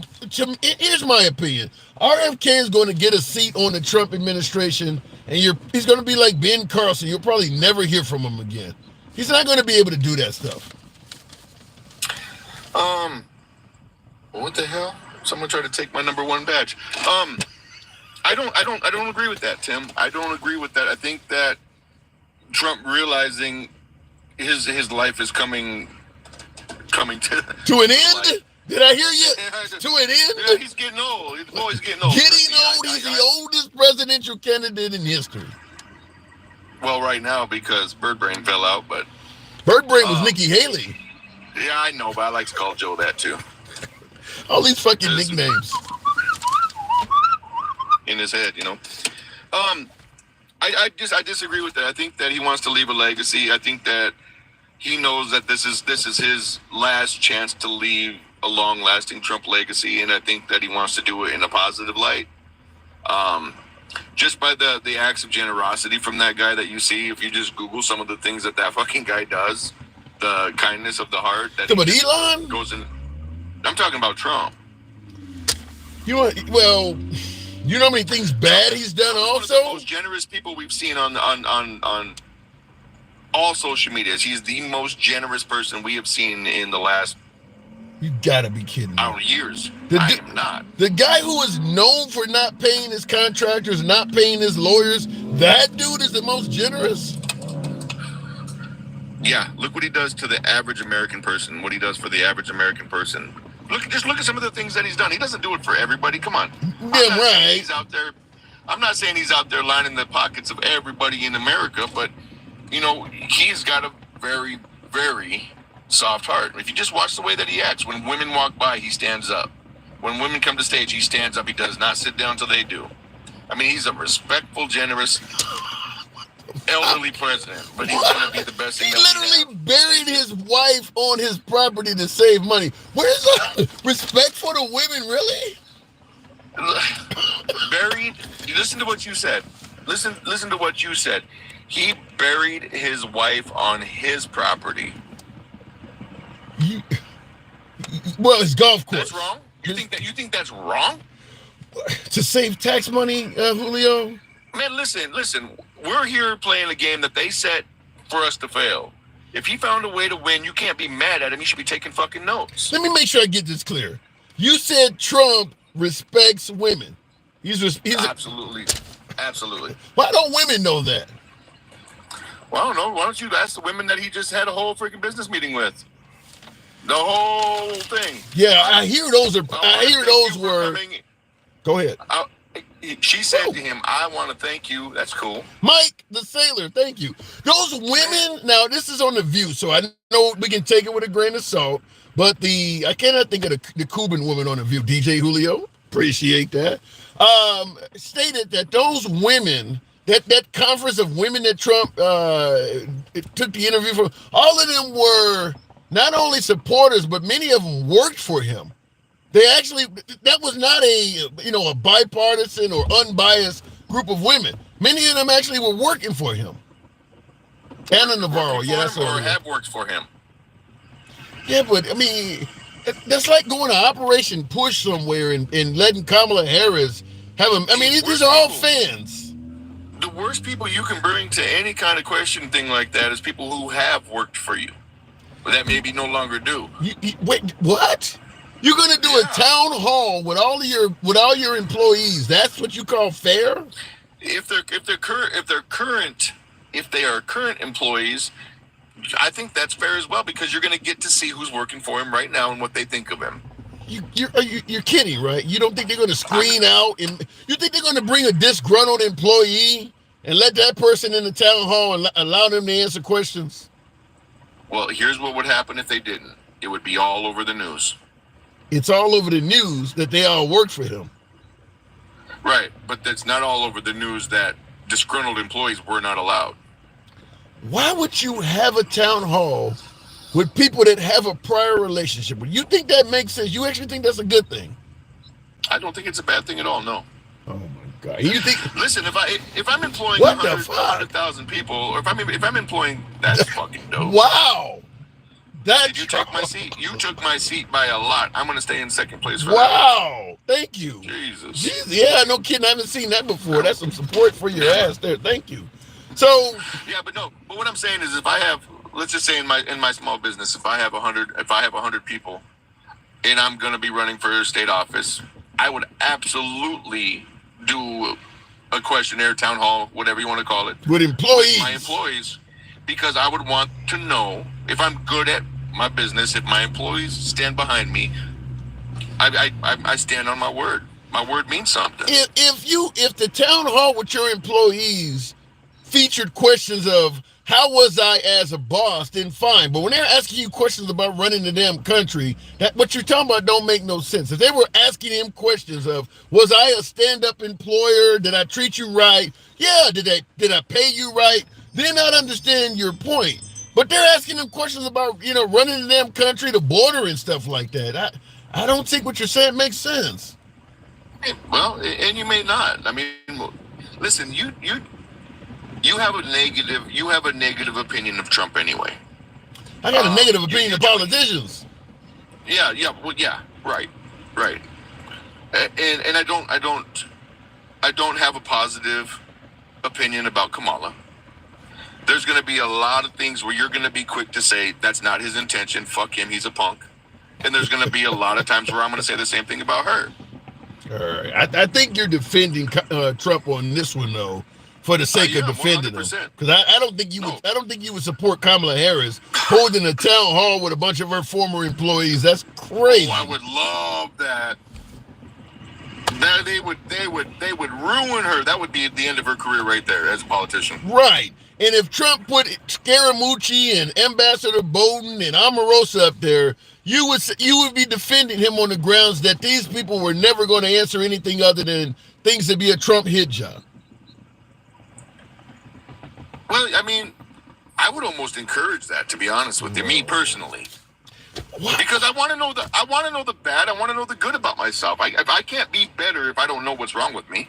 Not the place and time for a town hall, Julio. I got to move it on, but that ain't the place for that. You want to find out how good you were as a boss. A town hall ain't the place. There's too many Americans out there that don't have any connection to Trump that want to know what he is and how he's like. I don't want to hear from somebody that used to receive a paycheck from you. I don't believe him. And I get your stance on that. I do. I get your stance on that. But I honestly, I told you the way that I run my life with my kids. It is transparent. I want honesty, or we're not talking. If it's good, it's great. If it's bad, okay, let's fix it. Now what's next? All right. That's how I live my life. I'm fine with that, but if you're running for office, I don't want to talk to your kids to describe you because, hey, they're honest. I don't want to hear from them. I want to hear from other people. I want to hear from you. I get that. All right. That's what I'm saying. Julio. We should have, though, in this conversation, we should have strong-armed these guys not tapping the screen, because I've been on here for a minute, and normally we get 10, 15,000 freaking clicks by the time I'm done talking. I need to do that. I hate begging, but these folks are on YouTube. They're really good at that. On TikTok, lazy ass thumbs in here. He's right. Get the likes up to about 60,000. So then let's do this. Let's just piss them off a little bit. Let's just piss them off just a little bit. You mute me. Bring up the next guest, and I'll just stay, and we can decompress that next conversation until they freaking get you to 100. They're going to do it. I don't think I need to do all that. They're going to do it. They're going to do it. All right, Julio. It might be fun. All right. Back up if you want to. I'm going to re-request anyway. Okay, fair enough. Moving on with the program, indeed. What do you do for a living? What does they got to do with the program? I've made it clear I am a medical supplier. Thank you for the subscription there, Texas. I didn't see what Texas mom. Wow. Texas mom is critical of the program. I enjoy talking to her. She tears me a new one. Thank you for that sub, Texas mom. Appreciate it. Trump needs to go to retirement house, not the White House. Angelo, that's harsh. You want Trump to go to a nursing home, huh? He wants honesty in votes for Trump. I think I would agree with that. You work for Big Pharma. They don't pay me like that, so it doesn't matter. Nobody's voting for Kamala. Well, look at that rubber ducky. Let me go back to the box. And yes, tap the screen, get the likes up to about 60. Let's keep it moving. We don't block, ban, or censor anyone. Understand we go left of Bernie Sanders. That's why I'm having dinner with Q. Everybody gets to speak. Alter ego. Going back to the box. Thank you there. Pat Carlson. Good afternoon. Welcome to the show. Now, always following up Julio, which Julio's on the other side. He can drive a hard bargain. Did you hear anything that you might have been a little bit critical of or had a disagreement with there, Pat? Yes.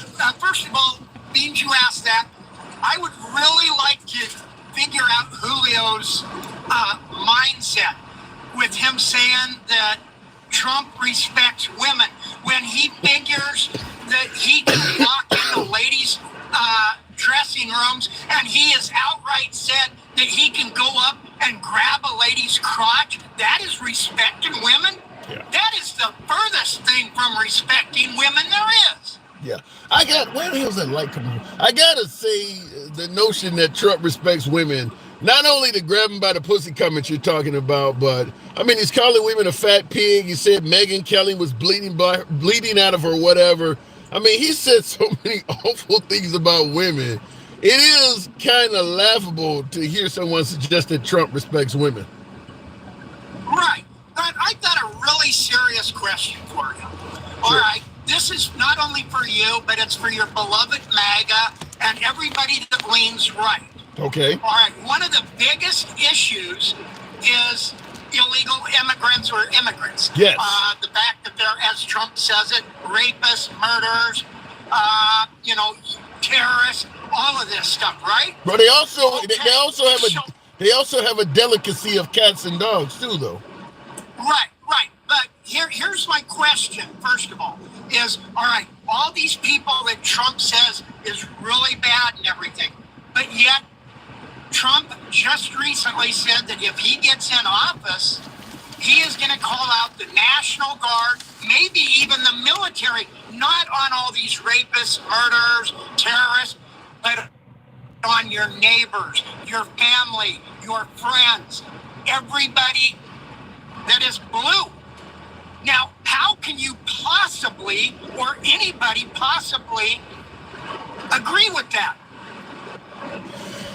You are talking, he is wanting to turn the military against born and raised Americans. Yeah. Because they disagree with him. Yeah, I generally can play devil's advocate and push, but I don't have an answer for why that isn't getting more criticism from the right even, because he didn't just say he would use the military. He talked about the radical left, and that could be anybody. Anybody who favors the transgender community is generally referred to as radical left. But then he actually named Adam Schiff. So we're talking about a sitting senator. He's actually talking about using the military to go after a sitting senator. He's not talking about maybe the guy needs to go testify before Congress because he committed a crime or something. He's talking about using the military against the guy. I don't have an answer for why that hasn't drawn more criticism. That is a bit above the norm. Right, and here's another one for you, for the red. Okay, as we all know, Trump is really deranged on the fact that his crowd sizes at his rallies are diminishing and such like that. But yet, he holds a rally in California, 5 miles out into the desert, doesn't furnish water, doesn't furnish porta potties, buses them out to his rally, and then doesn't even bus them back. How can you sit there and defend a person like that? How can you vote for a person like that? Well, no, I can defend Trump on that one. The president doesn't organize rallies. I mean, look, the guy is doing rallies every single day in a different city. That's his rally organizers that dropped the ball on that. The president is not the one that's going to be making sure they have a bus ride back and all that. He ain't got time for all of that. Whoever's organizing his rallies is the one. Now, what he should have done personally himself is did some kind of video and stated, look, I fired somebody. I'm sorry, you guys did this. Here's some NFT cards, or here's a pair of shoes. He should have done that, but I don't blame him for the reason they didn't get buses and porta potties. That's not his job.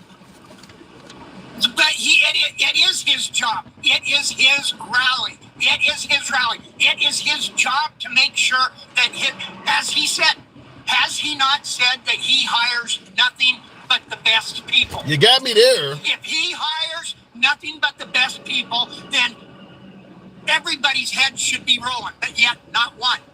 All right, here's something else that was brought up. You know, how, he talks about, bringing back the jobs and everything, but yet everything has been outsourced that he sells to China and Japan and such, right? Other than you brought up a thing about the Swiss watches made in Wyoming. Yeah. All right. Let's look at it. Why did he say Swiss watch? Swiss watch is supposed to be the best watch money can buy. That's why he calls them Swiss watches. But they're made in Wyoming, and the people who have looked at those watches have said that they aren't even worth the metal they're made out of. I don't have an argument for that. I would buy one of those watches because it may eventually be a valuable artifact, but not for $100,000 fucking dollars. I mean, some of those lower watches, like $600 or $700. I don't know. I might be willing to spend it if I thought, 10, 15 years from now, it might be worth double that, but it is what it is. He is lying about the watch being the best watch ever, but I think Trump gets a pass for what I always tell one of my viewers, Denkow.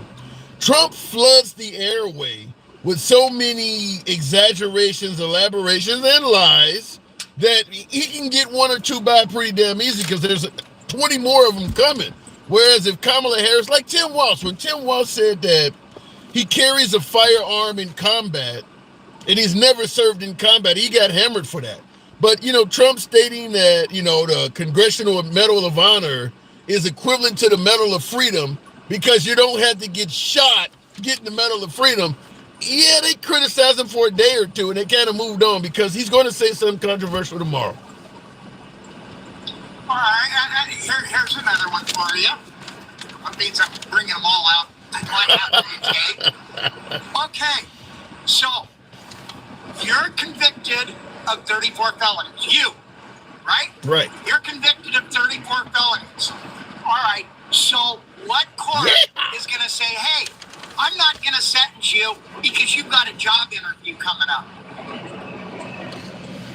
But keep in mind that was in New York, so you can't just like when they let. And I understand why, in a way, why the judge did that, because of the fact that he didn't want to say, anybody to say, oh, you did this because he's a political candidate, he's a presidential candidate, and you did it and sentenced him to jail time, even though we probably all know that chances of him getting jail time are slim to none. But he didn't want the, illusion that he did it to interfere with the election.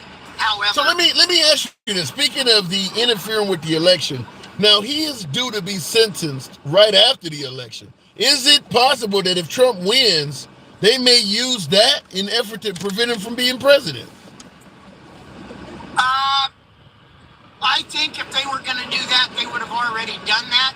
The fact of the matter is, like somebody else said, our Constitution basically prevents, for example, a president can be charged with a crime, as they've already said. A president can be charged with a crime, but while he's in office, they can't take him to court and charge him with those crimes because that's interfering. They're not taking him to court. Presidential duty. Yeah, they're not taking him to court and charging him with anything. He's already been convicted of it. Right, but they're gonna say, oh well, if he does manage to, which I do not believe that he will win, but if he does win, the fact of the matter is that I think that they will say, well, we're going to have to wait until after he's no longer in office. However,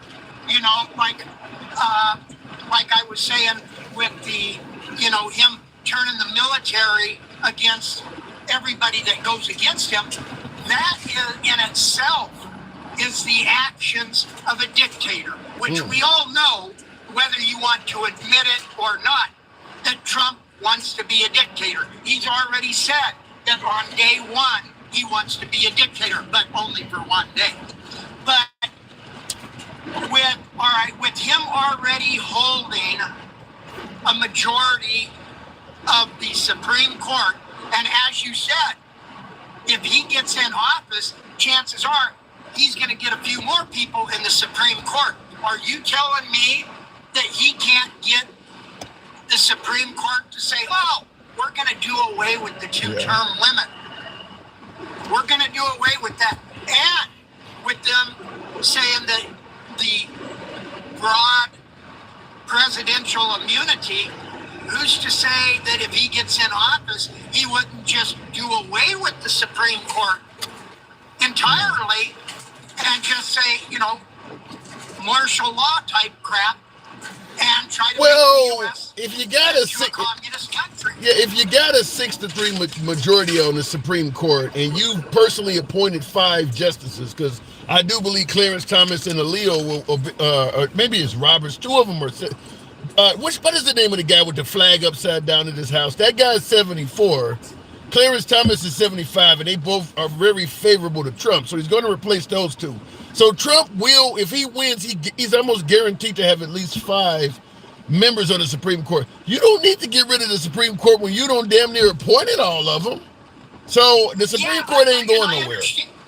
I understand what you're saying there, but even the Supreme Court is not 100% Trump.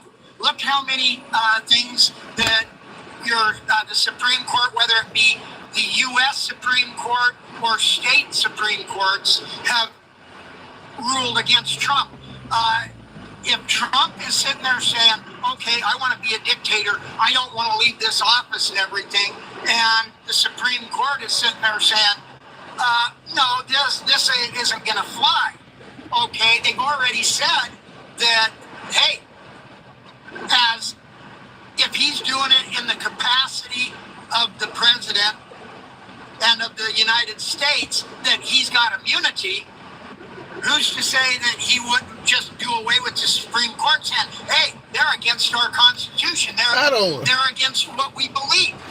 You really believe Trump's going to get rid of the Supreme Court? I don't know if I buy that. You think he really wants to get rid of the Supreme Court? You sure that's not boogeyman stuff? I believe that if he gets in office, he is willing to do anything and everything he feels necessary to stay in office, to be that dictator that he wants to be. Wow. All right. Appreciate it. I got to move it on, Pat. I don't know, though. I think you might be... I get it. He's made a lot of statements that lead people to believe he wants to be a dictator. He's favorable to a lot of world dictators. But getting rid of the Supreme Court, that would confirm it. That would actually confirm it. Pat, thanks for coming through. You bet. Anytime.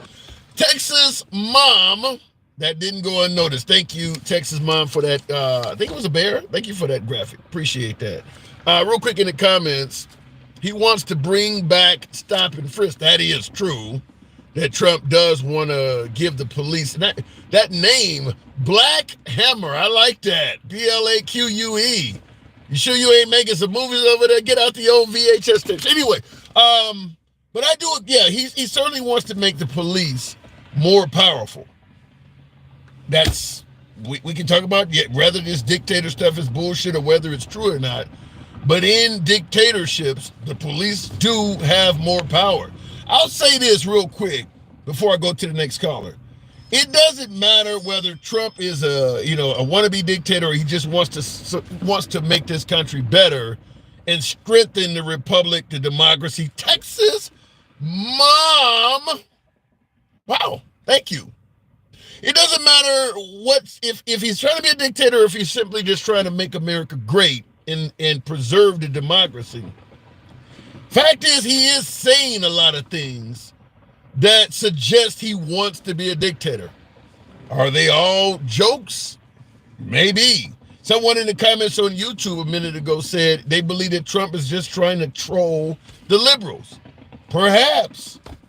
But if you're trying to say controversial shit to upset the liberals, then you can't get mad when the liberals get upset at controversial shit. How about the fact that you actually succeeded at your goal? I mean, he's talking about speaking favorably to the leader of Hungary, obviously Vladimir Putin, Kim Jong-un, talking about how strong of a leader Xi Jinping of China is.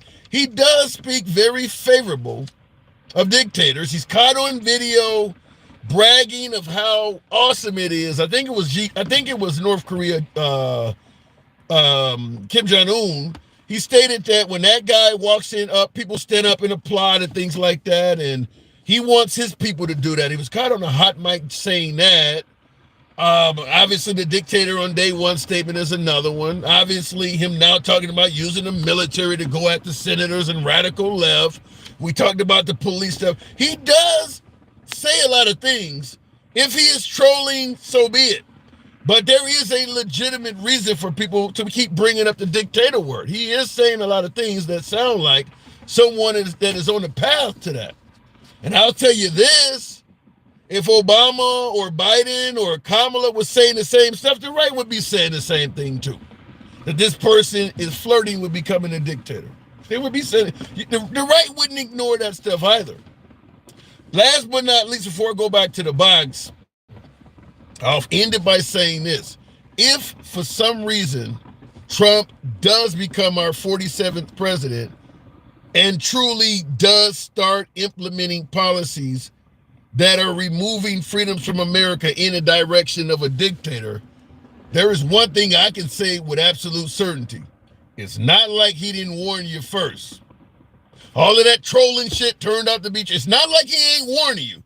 He's not actually coming out and saying, I'm just trolling you, I'm just joking. He's making all these statements. It ain't like he rolling them back. So if for some reason he does do that, I don't think there's anybody that can claim, well, we didn't know. There's quotes everywhere. There are literally dozens of quotes that he has said that would indicate, yeah, it ain't like they didn't know he was about to do that. Let me go back to the box in the comments. You got kicked out of your room, didn't you? With those crossed eyes says it all. Let's meet. God, love the name. By the way, folks, I'm on 2 platforms. The audio is coming from TikTok. I understand most of my right-wing viewers are on YouTube, but there's no way to take audio from them. I would actually love to talk to MAGA. But understand, folks, when I'm focused on the TikTok audience, I'm looking here, and for some strange reason on YouTube, my eyes appear crossed. People always talk about that. I don't know why it does that. Anyhow, continuing on with the program, we already had him one term. He wasn't a dictator. What say you? He didn't say the shit he's saying. Great question. Great point. Richard, before I go back to the next caller, people say, well, look, he was already in office once. He wasn't acting like a dictator then, so why are you saying this? He didn't have immunity his first term. He wasn't making these quotes. I've said this before numerous times on the program. Trump 2016 to 2020 is not the Trump you're getting 2024 to 2028. He didn't have Supreme Court immunity. He didn't have a host of yes men that are likely to be around him this time. He may not try to pull any dictator shit at all if he wins. I'm just simply stating that the chips are in place for it to happen significantly more than they were in 2016. That's all I'm saying. The pieces are there. You got immunity. That's huge. That is huge. He didn't have that when he ran last time. You didn't have a 6-3 majority on the Supreme Court. There's a lot of chips that are there. And as I said before, if the liberals had the same thing going on, the right would be saying the same thing. Going back to the box, continuing on with the program, Texas. Texas is there you go. Okay, good afternoon. Welcome to the program. Texas, 100% fact, says Angelo. Yeah, he's in a better position now if he's going to do that. Texas, good evening. How's it going, man? Going good. Good to have you on. What am I getting wrong? With what? These folks are claiming that Trump is only trolling the liberals, and it's wrong to even suggest that he's trying to become a dictator. Well, I think the reason a lot of people feel that way is because other than some off the wall comments he's made, what has he shown that he would do that would make him a dictator? Well, it's a good point. That's a good point. But that's a good point. But when Obama told Joe the plumber, sometimes you got to spread the wealth around. You could have said that's an off-the-wall comment, and he hasn't done anything yet to make you think he's a socialist. It didn't stop the right from suggesting that, did it? No, it didn't. And that's what's crazy, right, is the far right. I can remember when Obama first started running, what did the far right say about him? Not just that he wasn't born in America. He was a Muslim. There's people out there believing he was the Antichrist. Yeah. Okay? That shit crazy, right? Yeah.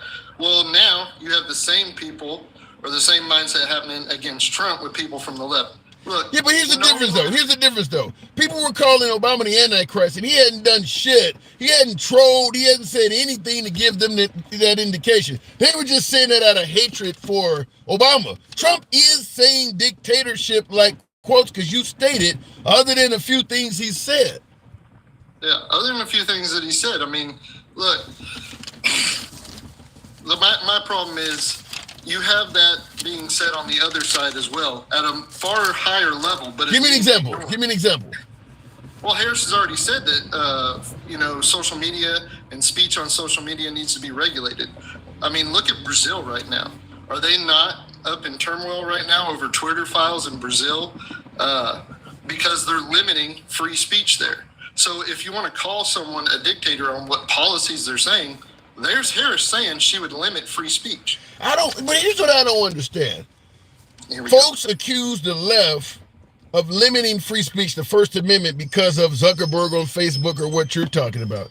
You do realize Trump has stated that flag burners should get a year in prison. That's the First Amendment. He's doing the same thing. Burning the flag has already been ruled to be free speech. He is literally doing the same thing. You don't need to the internet is not the only place where people get the free speech privileges.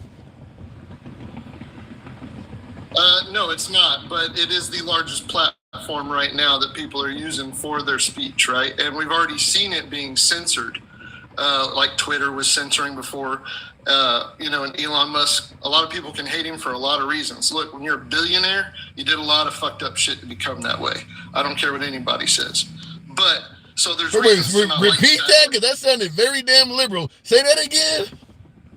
It's just the truth. When you become a billionaire, you do a lot of fucked up things to get that much money. Wow. That's just a fact. Shout out to Bernie Sanders. I didn't think you'd say that. Okay, keep going. What's the truth, Tim? That's all I ever try to do is say the truth. I'm not arguing with you. Saying. A lot of us can agree on a lot of things, but yet we let the media and what people are saying divide us further than we actually would be, right? So you do realize Trump, when he came down the escalator, stated that he was worth $15 billion. Your quote? Yeah. Do you think he's done a lot of fucked up things to get there? Hell yeah. Everyone with that much money's done some fucked up things to get there. Bill Gates, I don't care how much philanthropy they turn around and do. That ain't going to wash away how you dirtied your hands to get there. But one way or another, you do. So maybe we should avoid electing billionaires. No, I don't think it's going to get rid of anything. Just like taxing them is not going to get rid of. You can tax them more. What is that going to do? That's actually going to pump their money out of our economy. So that's where you lose me to the left. Why would taxing billionaires help us? All they're going to do is leave their money. That's why a lot of people left California. Hold on. California millionaires and their ultra rich started fleeing out of there. That's what spurred it on, because their state income tax got jumped up to 38% or something. So because they had it. California. But there's a big difference of taxing billionaires at the state level like California when they got equivalent, desirable places to go like Florida or maybe Texas where it's not happening. But if you do it at a federal level, you telling me these billionaires are going to move to Dubai or somewhere? They're not going to leave the United States. They'll move their money to it. They don't have to leave, but they'll move their money to it. Most of them already have offshore accounts anyways. You're getting taxed at a minimum rate anyways. You could also tax that. Most countries so when the money is out of the economy, that is more dangerous than trying to raise tariffs to bring manufacturing back into the country. How is that the case? Most billionaires' money is sitting in the fucking bank. How is that benefiting the economy? So it's just sitting there. 44% on unrealized gains. It's not going to be sitting there, Tim. They're not going to leave their money. And you can see it. It's been proven by, on a small scale, how they reacted to California. They're going to do the same. If they don't physically leave, they will move their money. And you're telling me that a billionaire's money that's just sitting in the bank is helping out the economy? Well, yeah, that's allowing the banks to have money to be able to lend to small businesses, personal loans, houses, things like that. Yeah, it does help to have your money in the bank, but that's not what all billionaires are doing with their money. Well, what I'm saying is they won't do their money here if they start seeing unrealized capital gains of 44%, or if you start taxing them federally anything over 29%. They're going to leave and do their business elsewhere. Here's what I don't deny it when they've already done it to California. Well, like I said, it's a difference between if they treat you financially wrong in California, you can leave and, like I said, go to Florida or Texas, somewhere else. If the whole United States is taxing you more, do you feel confident putting your money in Russia somewhere or putting your money in another country that we may have a conflict with, and now you don't have the right to get your money back? I don't think they would leave. I really don't. I mean, we used to tax the wealthy in this country back in the 60s and 70s significantly more than we do now. And they didn't leave. Hugh Hefner didn't. Howard Hughes was super wealthy back then. He didn't flee the country. I don't know if I agree with that. Not all of them would leave for sure, but that's a different time and everything too. There was more advantages for like someone like Howard Hughes to grow, an empire, so to say, with his wealth. You're not going to do that with, let's say 100 million to $1 billion. You're going to need a lot more. So was he really wealthy compared to the wealthy today? Yeah, but that's a great point. Asking, was he really wealthy compared to the wealthy today? That's because we've bent over backwards for the wealthy to the point now where they're insanely wealthy, and the smaller populations have gotten poor, which is why when you used to work a job back in the 70s or 80s, you got compensated more, even when you adjust for inflation, than you do now, because the guy who owned the company didn't make so damn much. We have continued to reduce taxes on the upper class over and over and over again, to the point where they got this insane amount of money, and they're talking about, well, if you try to bring back what you used to do, I'm going to flee the country with my money. I mean, at some point, you can't just let the wealthy threaten their way into glory and punish the rest of the country. Well, they didn't threaten it in a way. I mean, why has most of the manufacturing left the United States? Because it's cheaper, right? So that's the wealthy showing us we can take our business elsewhere and still turn around and sell you the money. But what's one way that would stop them from doing that and actually get more money, not just from them, but back into the economy? Yeah, I agree with it. I agree with the taking the manufacturing overseas, but I'll tell you this is what happens when you relax government too much. I say this all the time. If you could produce Chevys or Buicks or Fords, some American car, for cheaper than the cars in China, and you could sell it to the Chinese and it would be cheaper than the cars they're buying, China wouldn't let you do that. China would see that as a matter of financial security. We can't let the Americans flood our country with cheaper products and destroy our own workforce. They wouldn't. Americans, because of capitalism, because of greed, we literally allowed, for the benefit of a few wealthy people in this country, we let all of our manufacturing, all the stuff you're talking about, go overseas, and it only benefited a few people in this country. That should not have been. You shouldn't be allowed to take your business overseas like that. You made all the damn money here. You're not going to be allowed to take it somewhere else. That shouldn't be allowed. Okay, so I'm sorry, I'm losing where your point is of how the tariffs wouldn't work in that case. Kind of sounds like we're on the same page there. I don't really know. That's my whole point is they've already showed us they'll move their money elsewhere, right? You start taxing corporations more, you start demanding higher wages, they're going to start manufacturing overseas. Well, the first thing, I don't want them, don't tax. I'm not necessarily a fan of the tariffs, but if you're going to put a huge tariff on something, put it on the fucking money. For every $1 billion you take out of the country, we charge a certain tax on it before it leaves. That's where your tariffs go. Charge their damn money so they can't take it out. Well, I mean, I'm pretty sure you do get taxed by taking your money out. More. You know, and that's, Up it. huh? Up it. Raise it so that it's not so that it doesn't make sense to do it. Increase that tax. Yeah. Well, I mean, I'm not going to disagree with you. I don't really see it. Yeah, I'm not saying anything against that by any means. I thought your whole point was, why we needed to tax the rich more. It sounds like you're on board with making manufacturing and money stay here. Where if you tax them more, that's not going to be the case. You don't get that out of the same. You're going to get that cause, that effect from raising tariffs. Tariffs make it where they're going to have to pay more to manufacture over there, or it's going to cost the same it does here. What are they more likely going to do? Okay, well, I don't have to pay for shipping, all those things at the ports, so we'll manufacture here. That's it. That's exactly what Trump's whole point is. And so, well, it sound really familiar with it. You're kind of on that page, but I guess you don't want to be. I think we're on the same page.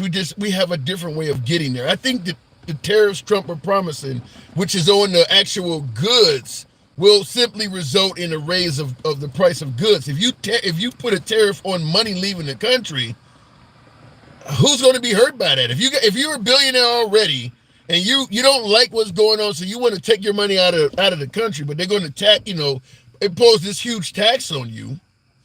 What are you going to do? Well, that's where, hopefully by not taxing the wealthy a whole bunch more than what they should be, they're gonna see that, have the liquidity in their capital to say, okay, let me start manufacturing here. I can make this get cheaper in America, more affordable by making it in America now with these tariffs, right? It's supposed to create the opportunity for the capitalist entrepreneurship to grow and say, okay, we can do this here and provide it and make just as much money, if not more, than what these people are making. I think where we disagree is I see the negative consequences on the average American by imposing these tariffs because they're going to raise the price of goods and services. I don't see the negative consequences on the average American if you impose a huge tax on them taking money out of the country. I don't see how the average American suffers in that. So that keeps the money in the country. The average American won't suffer from that at all, but not in the short term, but in the long term you would. Just like we're suffering now when manufacturing started to leave, 30 plus years ago? Give me that then. Give me that because you're going to see the tariffs affect immediately. The moment you start imposing these huge tariffs, they're going to start changing prices immediately. You're saying there may be some kind of long-term effect by charging them a higher taxes on taking money overseas. Give me that one. I'm going with that one. You're going with the long term over the short term? Yeah, because I don't know what it is. And plus, if you see it forming, you got time to make changes to soften it. But Trump's tariffs, that's going to happen immediately. The minute you impose these tariffs, it's going to immediately result in a raise in prices for stuff. You ain't going to have no time to make any adjustments or changes or anything. It's just going to happen. And I'll take that over losing my First Amendment.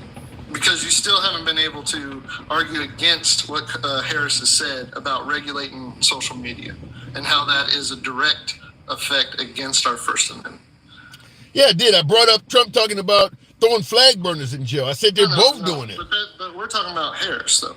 Let's avoid what Harris did during the Fox interview and reflect on Trump. Let's say how is that a problem and how that is a threat against our democracy to say we're going to regulate all social media. No. What I'm saying in response to you is, let's say, for instance, we see Harris as a threat to the First Amendment. So we don't vote for her. We vote for Trump. My point is you're still getting somebody that's going to violate the First Amendment. I don't see a solution in that. Well, that's where I don't see that burning the flag. I don't see that, I don't believe people should do that to begin with. That to me isn't a form and there are people, just like there are people on the right that do not believe you should burn the flag. There are people on the left that don't believe you should have uncensored racism or hate all over the internet. People have their beliefs. Yeah, and look, we're all going to have different perspectives on things, but I wouldn't want someone to burn any country's flag in front of me. To me, it's just a form of disrespect, just like using a racial slur is a form of disrespect. And you don't think all of the hate on X is a form of disrespect? All of that racism and shit, you don't see no disrespect in that? I don't even get on X. To be honest, You're arguing on behalf of something you don't even use? I don't even use it. No, but I'm arguing with it because it's important that we don't censor it, right? Because that is the largest platform for our free speech I right thought now. you had a problem with people being disrespected. Well, yeah, and what do you do when you're getting disrespected somewhere? You ignore it, right?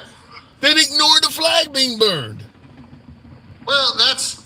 Take your time. Take your time. Take your time. Look, I know it's part of your derangement where you've got to flip it back on Trump, but you're not changing the fact of what this woman has said. And then, like I said, hold on a second. Let me just advise you when I'm on. I am literally sipping tea, but keep going. Okay, that's good. I'm happy this is for sweet tea. I am literally sipping tea. The Chick-fil-A cup that I don't believe they stand with LGBTQ, but that's interesting. You gave them money. Anyways, what I was saying was you still cannot defend her exact stance on it. I've sat here and said I agree with Trump. I don't think people should be able to burn the flag. You can't tell me how you agree. No, I don't think people should be able to censor the internet, but I mean at the same time, I hate to deflect in this manner, and I'm not deflecting to Trump, but I hate to deflect in this manner. How are we going to say it's wrong for, let's say, children and people like that to have access to LGBT material or transgender material, but the stuff on X is okay to access unless you want to say only adults can go on X, because there's a whole lot of awful shit on X. I go on X every day, and the way Elon Musk has uncensored it, they have stated, Forbes stated, that the value of Elon Musk's stock after taking over X has dropped by 80% because no advertisers want a damn thing to do with it. The stuff that's on there is awful. So if you're going to say we shouldn't limit free speech, then what the hell's wrong with a drag queen show? I mean, where does it stop at? Well, I think if you don't specify your age on X, you will be limited to what you can see on there, just like any social media platform, just like TikTok, things like that. So all right. I think you lose a point there when you say that. Yeah, you do have to verify your age. Second, yeah, I mean, just like any corn sites, you have to verify your age. So if you're going to a show where people are dressed scandalously, I don't think a kid belongs there. I don't think anybody agrees that a kid should belong there, even if it's burlesque or whatever. If you do, I mean, I guess those P3DOs are your type of people, right? I mean, that's... Where did that come from? Well, I mean, if anybody wants to be revealing themselves in front of a child, you got some serious problems. And then, so if you want to, I mean, you want to talk about what you see on X, you want to talk about the books that people have tried to get out of the reach of kids, where they speak graphically of just intercourse, period. I don't see why you would have a problem people saying, no, kids don't need to read that.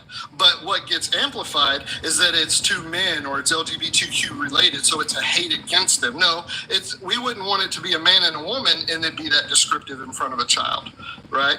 So you lose me, and you become very disingenuous when you make that your argument, because you can't stand behind it. It's interesting you would say that. It's interesting you would say, because in the comments on YouTube, Alan asked a good question. Why are they pedos? You kind of lost me when you started talking about pedos. I said anybody who wants to reveal themselves or dance sexually in front of a child, then yeah, there's something wrong with you. You shouldn't want to do that in front of a child. Dancing. I mean, they thought Elvis was dancing sexually. I mean, some of them girls were underage. What are you talking about? I'm talking about when you're wearing revealing clothing. Like, I'm trying to say it without saying it on here and getting your TikTok. I know you know what I'm talking about, Tim. I know what you're talking about, but I think you're going way too far with it. Hell, David Lee Roth in the 80s dressed provocative. I mean, what are you talking about? My parents wouldn't let me watch Madonna when I was a kid because she got too scandalous on I TV. think you're trying to take us... They hated women? No, it was because it wasn't what a child should see on TV. Yeah. Just like it shouldn't be what a child reads in a book. I get your point, but I think, Texas, you're trying to take us back to an era of Little House on the Prairie where everything was all sweet and, yeah. No, you're just amplifying something because it goes against something. I mean, if you think that's okay for kids to see, you need some help. It's not okay for kids to see that stuff. And I know we've had that argument before. You got upset when your corn site, you had to verify your age, or, because you couldn't figure out the secret VPN. Maybe you have now, I don't know. But I mean, you lost your mind over that, and I get it. Kids aren't important to you, right? So what the hell? Where did that come from? Stuff's thrown at you, right? It gets thrown at me all the time. Oh, why you voting for? Let me just say this. I do have to move it on. Texas is always a pleasure talking to you, but I do got to move it on. But let me just say this, and I'll give you the last word. There are cultures all over America where children are allowed to see the genitals. I mean, African cultures. There are places in Europe where people have unisex bathrooms. I don't know. Why is it all of a sudden in America where the kids are going to be ruined for life if they see a little bit of a breast or if they hear a story? Why are American kids so sensitive when this stuff is happening all over the planet? Okay, so I was trying to paint the context of what I was talking about. What you're talking about, I totally agree with. I don't want it to be the 50s. I know you tried to take me there. It sounds like it, yeah. Well, that's because you don't want to listen to what I'm saying. I'm trying to paint the picture and tell you when you're dancing, okay, making movements with your body. Maybe I shouldn't say dancing. Let me elaborate there and said making sexual movements with your body and revealing yourself in a sexual way. You didn't list any of that with any other cultures, and that's the only thing I brought up. But now you're trying to. You're telling me no other culture dances as you put it in a sexual way. What is that, thrusting or gyrating? No other culture does that. I mean, you didn't list it. You listed everything as. I didn't think I needed to. I thought that was kind of self-explanatory. Cultures do that all over the world. Really? Name one. The UK. What is his name? Robbie Williams does that. I mean, there's so many cultures. Shakira does it. She's from Colombia. Are you kidding me? He dances. My hips don't lie. Shakira has a song that literally says "My hips don't lie," and she's gyrating and shit. What are you talking about? In front of kids, for kids. It comes on the radio. The videos come on TV. Anybody can watch that. Oh yeah, anybody can see it, Tim. Yes. But like I said, all those people are trying to do is limit the scope and what is it's available to kids. Let it be the parents' choice when they get exposed to that stuff as a child. But you don't want to see it that way. You want to see it as hate, and you want to be, divided because of it, and make it sound less than what it is. When really it should be the parents' choice at that time, not someone who's a minor and underage and be exposed to something that could be traumatizing to them, right? It's funny you have these opinions, but you say the left are the ones that are violating free speech. But you're talking about taking gyrating dancers off TV. You sound like because that's art. That's an expression. I didn't say take them off TV. I just said it should be up to the parents of when their child is exposed to that. See, that's again where you try to twist my words and make it sound like I'm saying something to limit something when I'm not. All I'm saying is it should be the parents' choice when their kids get exposed to something like that. When they get exposed to gyrating dancers is what people who dance in adult. You sound like you're straight out of the 1950s. Okay, I mean, if that sounds crazy to you, yeah. I mean, you probably agree with schools being able to chemically castrate a child when they say, I want to change genders at the age of 12. You ever seen a dog humping a pillow or humping somebody's leg? Do you want to cover the kid's eyes when that happens? I don't know. I don't see how those correlate, but I mean, good point on ignoring what I said about chemically castrating children. You probably do agree with that because you didn't disagree. You pivoted instead. Chemically, where is that happening at, Texas? Where has that ever happened at? That's what the left is talking about doing, is it not? That's why I ignored it, because you can't get a country of just like what you're saying about Trump hasn't happened yet. A country of 350 million people. A country of 350 million. You mentioned kids being chemically castrated. Liberals have been in power for the last 4 years, Kamala Harris included, and you can't come up with one case in a country of 350 million people where they've done that.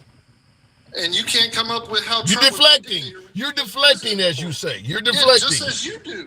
Because look how you tried to turn it on me. You haven't defended her approach against the First Amendment. You've stood up for, derogatory behavior around children. You've stood up against, chemically castrating children. So, I mean, I get where your views are. That's fine. You watch a lot of MSNBC. I get it. I watch a lot of fair enough. I watch a lot of CNN and Fox. I'm not a big MSNBC viewer, but Texas, I definitely watch a lot of you. Come on back anytime. You know how the show is ran. Appreciate you coming through, man. Hopefully you won't deflect it from me next time. All right. I have my deflection shield up next time you come on. Always a pleasure. All right. Moving on with the program, by the way. Like I said, we don't block, ban, or censor anyone. You don't have to be in agreement with the host in any way, fashion, or form. It's all about free speech here. That's how we run it. By the way, if you do enjoy civilized dialogue, such as From All Sides of the Aisle, feel free to follow the program, a subscription on YouTube, if you will. I see Ryan Poge.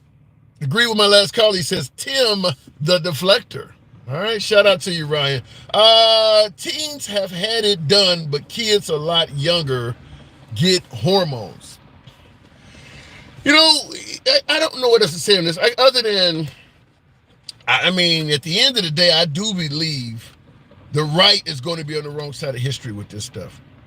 In a free country, I believe the transgender movement, or whatever you want to call it, eventually it's going to become the norm, just like men getting married. We'd have been talking 30 years ago, the resistance to two men or two women getting married was just as strong as the resistance now to the transgender community. If you want to continue suggesting that America's a free country, understand that it's going to happen. If that person wants to enjoy their freedom of transitioning, and you want the country to remain free, it's going to happen, whether you like it or not. I'm not even a fan of all of it, but there's some things that happen that I might question. But I'm just telling you, you're going to be on the wrong side of history with this. I really feel confident in that. It's going to happen, and it ain't just happening in America. Most first world free countries have a transgender population. America wants to kind of remain a little bit further to the right. I get it. We're bringing Bibles back in schools. Obviously, women's right to choose has been kind of turned around a little bit. We're trying to go a little bit more to the right. If Trump wins, I think we will successfully do some of that. But at the end of the day, I believe it will only be temporary. Eventually, this stuff is going to become the norm. I don't know how long it'll take, but that is the direction we're headed for. That's how progression works. Now, before I go back to the box, and by the way, tap the screen, get us on over 100,000. We can certainly do that. That's the difference between conservatives and progressives. For instance, the conservatives tend to want to keep America traditional. Very similar to how the founding fathers intended the country. You often hear them talking about not only the founding fathers, but the Constitution and things of that nature. The conservative side wants to keep the country the way it was originally set. The progressives, on the other hand, often want the country to evolve in ways that would have likely made the founding fathers turn over in their damn graves. Keep in mind when the Republicans freed the slaves, that was considered progressive. Anytime you do something that it goes against tradition, it's often referred to as progressive. So just want to point that out. Republicans now are not called progressives anymore, but they were called that when they were for ended slavery. They were called progressives. And the Democrats were the conservatives. Looking in the comments, most progressive ideas give into human nature, though. I don't know if I would say that totally, because I don't know if it's human nature to some of the stuff in Christianity. That's not human nature. I'll tell you it is, because I was saying something like this online, and because I was saying the way things are going in this country, I don't see it very Christian. What do I mean? We're talking the world's richest nation right now, the world's wealthiest nation on earth, talking about us, are stating that we are going to stop giving money to poorer nations overseas and only focus on us. And at the same time, even the poor people in this country, we're not fans of giving them welfare, food stamps, or health care. That don't sound very Christian to me, is what I stated. Somebody followed up by saying, you should never let what somebody else say or do dictate your own personal beliefs. Which led me to point out, You wouldn't believe in shit if it was not for what somebody else said or did. If you were born an indigenous individual in America, you weren't born believing in God and Jesus Christ. If you were born a Pacific Islander, you weren't born believing in God or Jesus Christ. The only reason you believe that is somebody taught it to you. If you put a human in an environment where nobody's teaching about God or Jesus, that person won't grow up believing in it. So the idea that you can't be, your beliefs shouldn't be affected by somebody else, yeah, they are. Yeah, they are. Everything you're citing is something somebody taught you. That's not instilled in you from birth. So looking in the comments, though, and I will also use, obviously, my own ancestors, slaves coming over to America. They didn't come here believing in God and Jesus. They were told if you keep practicing that voodoo or whatever the hell they believed in, we'll kill you. That was their only choice, was to start believing. Christianity was forced upon them. So, yeah, the idea that it has something to do with what's in your heart, no. There's nothing in your heart. It's being taught to you. Real quick in the comments, before I continue the program on, belief in a creator is built in. I can kind of agree with that, but the description of what Christianity is not. I kind of agree with that. Belief in a creator is built in. You have to convince yourself otherwise. Can kind of agree with that. We could go into a whole spiel about that, but I can kind of agree with that. Continuing on with the program, I will go to, I don't know what I just hit there, but Jeremy, one of my subscribers, is always getting first digs. Good evening, Jeremy. Welcome to the program, Jeremy. What am I getting wrong? Now, Jeremy always tears me a new one. What am I getting wrong? Well, first off, if you look at a lot of the history of Christianity as it is, Christianity, it came in from people who were originally oppressed. And so a lot of people who believe in Christianity believe in it despite the history of a lot of slavery. But was it taught to them? Was it taught? It was actually, in a lot of cases, as it wasn't taught, they were just not taught any kind of religion. Now, in some, it really depended on the owner and the slave master, I should say. I shouldn't call them owner because I don't want to give them that kind of dignity. That's what they was, though. Well, we know what I mean. Anyway, in some cases, they didn't want them to have any kind of religion. They just wanted them to do the work and to not really they knew that they would have to do things like teach them how to read if they were to give them the Bible. So they would actually avoid doing that. And believe it or not, when it came, the few times that they did have some of these slaves learn the Bible, they actually had separate Bibles for the slaves that admitted a lot of details that would make slavery. So even in religion, they being corrupt as hell. And by the way, Darling Nikki, one of my favorite songs by Prince. Thank you for the subscription there, Nikki. Keep going. So even during that time, they're trying to preserve their ability to oppress people by giving them a Bible that's dumbed down. Yes. Well, I wouldn't even say dumbed down. It's just straight up like changed and corrupted. Dumb. Well, okay, that's even worse.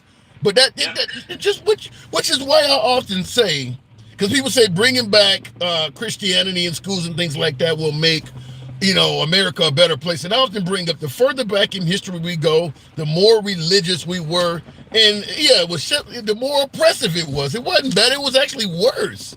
Most of the freest countries on earth are not very religious. Most of the most oppressive countries on earth are very religious.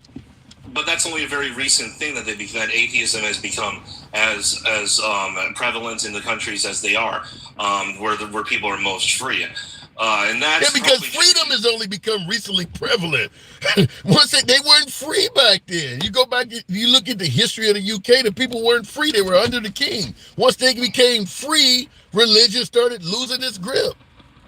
Actually, it started losing its grip more around the Industrial Revolution. It had more to do with technological advancement than it did it did freedom. Okay. All right. We disagree, but okay. And again, why would the slave masters give their slaves altered Bibles if there weren't texts in there that were explicitly anti-slavery? Wait, say that again. Why would he give them altered Bibles unless there were specific texts in there that were explicitly anti-slavery? I don't know, because obviously the Bible is man-made. I don't know what was in the Bibles, but I mean, at the end of the day, religion generally has a lot of controlling factors in it. I don't know if the Bibles they gave them were deliberately altered in a way. I mean, they knew what they were doing. They altered the Bible for a reason, so they obviously went through it and figured out what they want in there and determined if that would hurt their business of owning human beings before giving it out. Yeah, and a lot of the major abolitionists of the time and explicitly said that it was their understanding of the Bible that actually motivated them to be anti-slavery. One of them specifically, one of the most famous ones, Cassius Marcellus Clay. It was one of the biggest abolitionists that ever lived, and he specifically noted the Bible as being the primary inspiration for his abolitionist beliefs. Yeah. Well, here's what I don't get, and I've said this many times on the program, because the Bible really hasn't changed over the last few hundred years. How is it that they read from the same Bible we do today, and they felt slavery or even the Jim Crow era of 30s and 40s? How could they be reading from the same damn Bible and think that shit was okay? I mean, you know what I think it is? I think it's like this. Let's say that you have a principle that you believe in, that you think is right, but or something out there that maybe isn't something you fully believe in, but you know to be true, but it gets in the way of you doing something that you want to do. And look at how much of an advantage it is to take another human being and make them do work that you don't want to do and not pay them. You know, at most you might have to give them food and board, but like if you have a massive operation, it's more than made up for in cost. People, I think, just simply ignored the parts of the Bible that were anti-slavery for a long time because, well, it's economically advantageous to have slaves. Yeah. It just is. Now, that's a horrible thing to say, but it's a true thing. Yeah. You know, otherwise it would have been practiced for thousands of years. But the odd thing about it is, during that period, only 1% of white people owned slaves. It cost a lot of money to own a slave. Most whites didn't own slaves. Yet that still happened in the rest of the society that didn't own any damn bodies, ignored it, turned a blind eye to it. Well, there's two reasons for that. Number one, most people probably just thought it was normal because there's a lot of things that we ignore today because it's just kind of getting away. Let me say why I say no way. And you're not the first person that I've heard say, well, they thought it was normal. It was normal at that time. If a chicken could tell you in your language, don't eat me, I think there would be a hell of a lot less humans eating chicken. If somebody is telling you, please don't take my daughter and sell her, you know what you're doing is wrong. The person is telling you that in your native language. They're crying. They're using the same emotions your wife and kids use when they're sad. You totally understand what you're doing is wrong. Maybe you're making a woman breed with some big dude because you want him to make big slaves. She's crying throughout the procedure. The same thing your wife or daughter would do if it was done to her. There's no way in hell they didn't know that was wrong. They're using the same emotions in the same language while you're doing it. I don't get it. But look at the evils that we don't really we're not really okay with. We just kind of turn a blind eye to, as you said, which I think is accurate statements today. Look at the very device that we're talking about right now, a phone, most likely assembled by low wage or slave wage workers in a country that, if I mention the lie, might get taken down, so I'm not going to mention the name.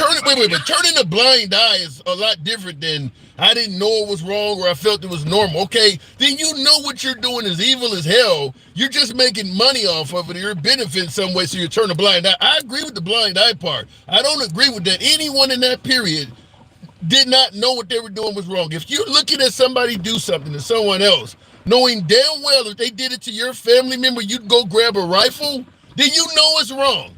And that's what was happening in that time period. If you'd done something like that to one of their family members, they would go grab the rifle and be willing to kill to stop it. So they knew it was wrong. Yeah, well, again, but like think about the majority of the people who didn't have slaves. Because why do you think they were the majority? It's because it's expensive to keep slaves. Right. But again, it's kind of like high cost, high reward. Because they're free labor.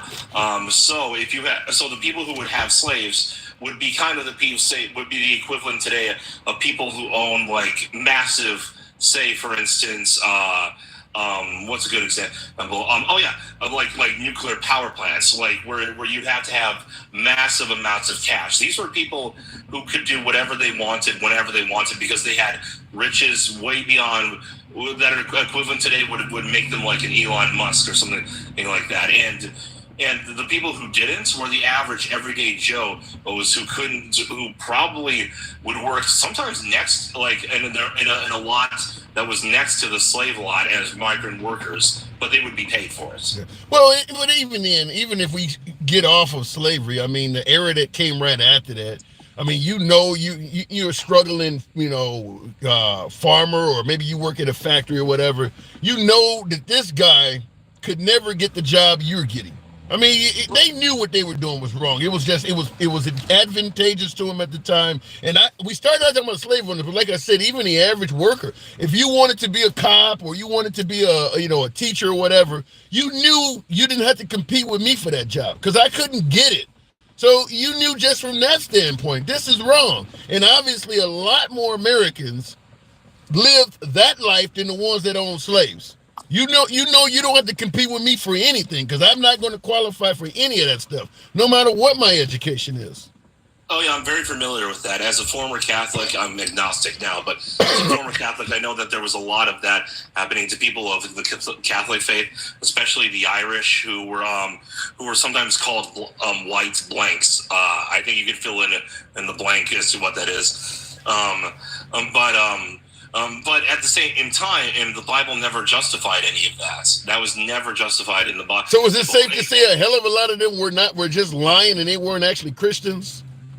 A lot of them would lie to themselves. There's a lot of cognitive dissonance. Like let's be honest. Let's hear for a second. The only reason why I buy the phone that I do is because I don't have a whole lot of other options, and I'm kind of powerless to make a major decision until a competitor comes in and says, "Hey, I've got this other phone," and actually there might be one coming out soon. I think it's called Fairphone. I might look into that. But again, like I'm kind of powerless to really do much about it. And a lot of people who were, if the whites thought that the blacks were being mistreated or minorities or whatever culture was being mistreated, you could vote. They could vote against. I mean, it ain't like the people weren't coming out and saying they're for segregation and they're for oppression. They could at least vote against it. They were electing these people into office. Yeah, well, and a lot of time, and that's kind of how things went down over time. It took quite a few decades, but look at how young the United States. Hold on, let me make this point. Look at how young the United States is compared to all sorts of European and Asian nations, and look at how progressively we've moved along.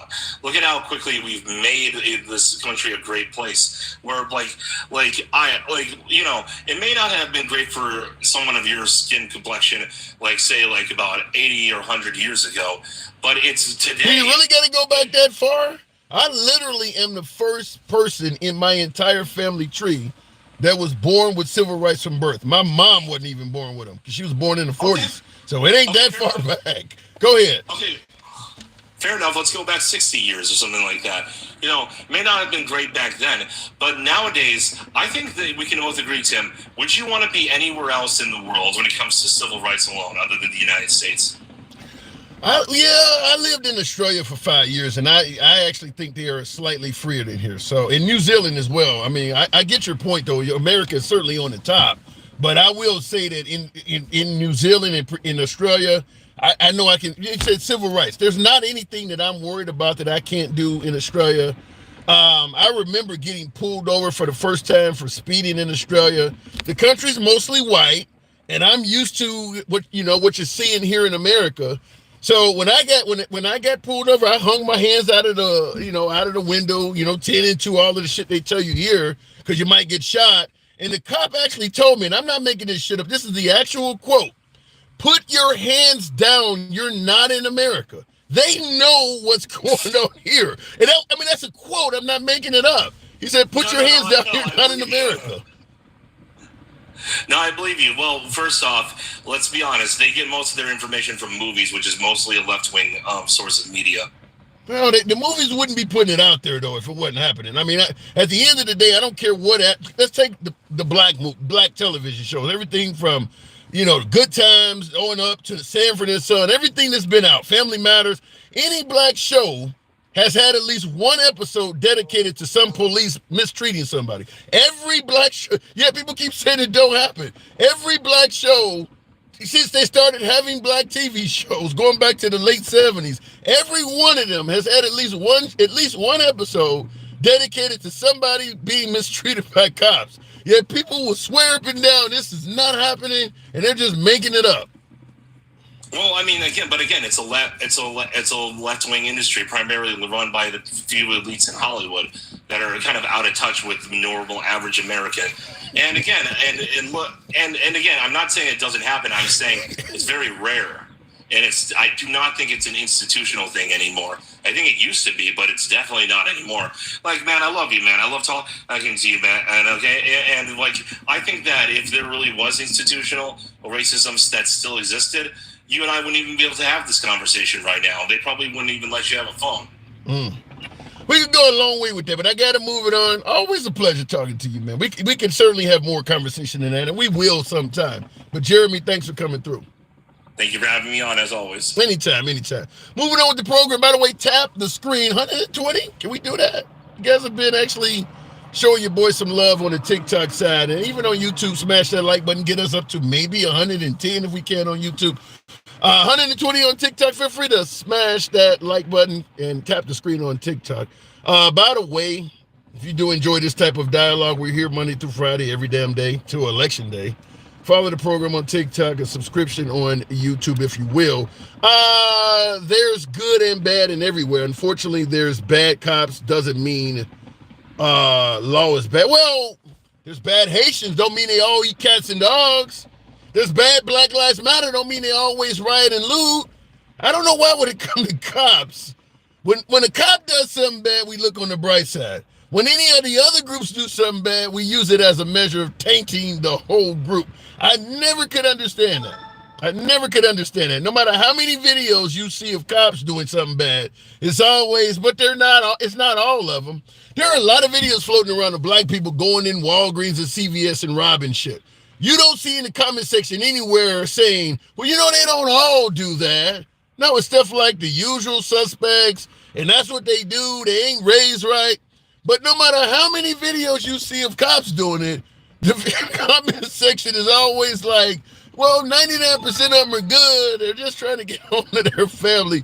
I don't know how to explain that. I just don't. But you do see that. And I always say, in regards to the 99% of them are good, how would you feel if one of your loved ones went down in a plane crash and you're at the site of the crash, pieces every damn where, and one of the NTSB officers tells you, well, but 99% of these things actually make it to their destination.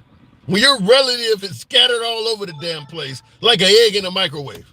Well, but 99% of them do. That is irrelevant. Nobody wants to hear that when they're at their worst. But every time something happens, well, 99% of them are good.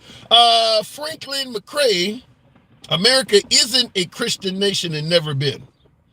I don't agree with that, Franklin. I do believe that they did state, they talked about separation of church and state. I've said this before I go to the next caller. What do I always say? There are 3 phrases in America that are equivalent to a loved one at a funeral telling you something in your moment of grief. You lose a loved one, somebody your friend walks up, man, I'm sorry for your loss. If you need anything, call me. They don't really want you to call them. They're just saying it because you're grieving. That is the equivalent of 3 phrases in America. Separation of church and state. All men are created equal. Bring us, you're tired, you're weary, you're poor. They didn't mean any of that. But it sounds good. Like, if you need anything, just call me. They didn't expect for the tired and weary and poor to show up. They never thought all men would actually think they were equal. Oh, no, we can't have that. And the idea of putting the Bible away and not letting it dictate our laws, it was never thought of at the time. But if you need anything, call me. Going back to the bots, thoughts and prayers. I didn't want to go into that. Somebody put it. Somebody typed in thoughts and prayers. Oh Lord, bless your heart. Michael, one of my subscribers. Good afternoon, Mike. Good evening, Michael. Thoughts and prayers. Oh Lord, have mercy on me. All men are created equal. It's when they are born is when the inequality is felt.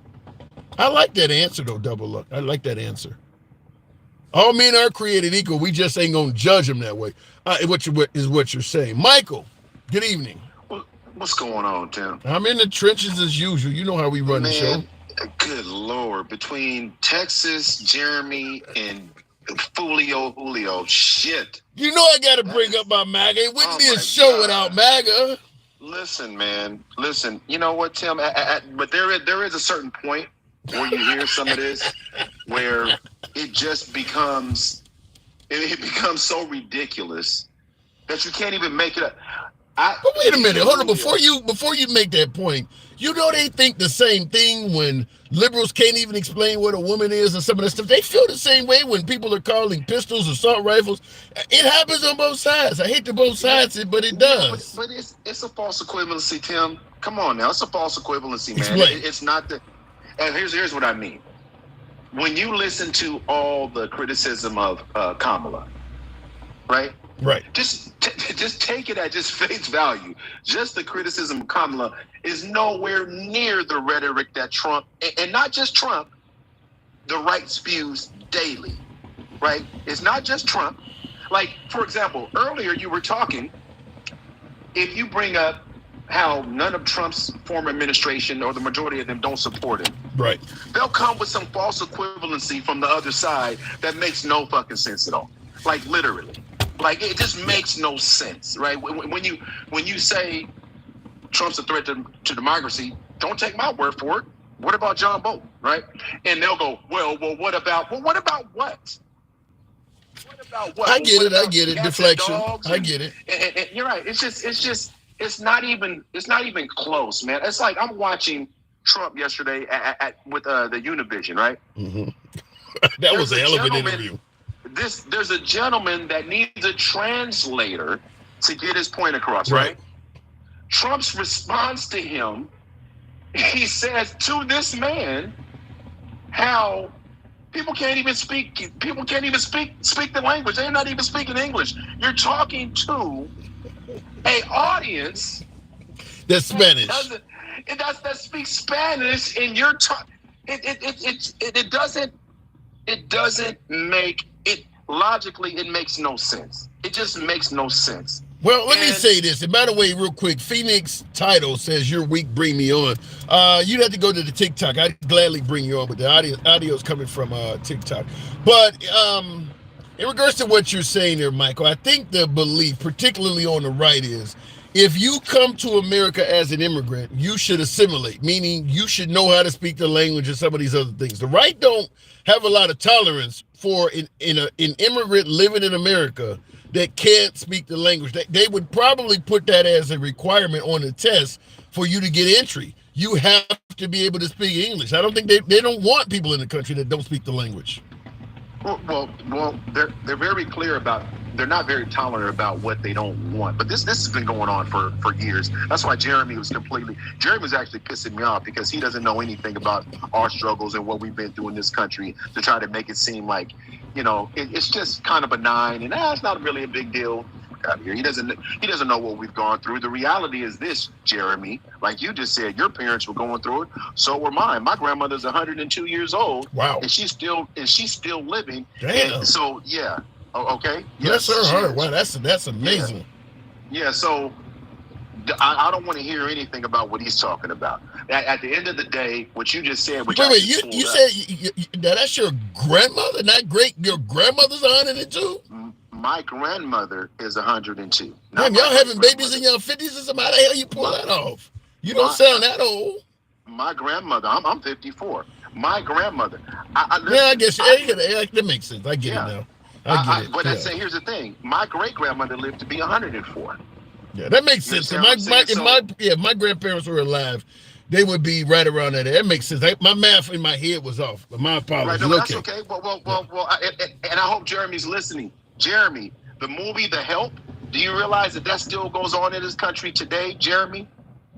There are still parts of this. There are still my grandmother. I'm not aware of that. Explain that. 100. You don't think that there's still black folks taking care of white folks like they were in the movie The Help? Yeah, you don't think there's still maids in this country? You don't still think they're being treated that way? Yeah. It is optional, though. But yeah, you're right. I'm sure there is, but it is optional, though. Hey, Tim, you know what? My grandmother, bless her heart, she passed away. We didn't even know that was the life that she was living because she never told us. She never really told us. But when I went back and reflected on it after I saw that movie, I was like, well, damn, that was my grandmama. That was the house she lived in Pensacola, Florida. That was the life that she lived. So this was in the 70s, Tim. You and I are the same age.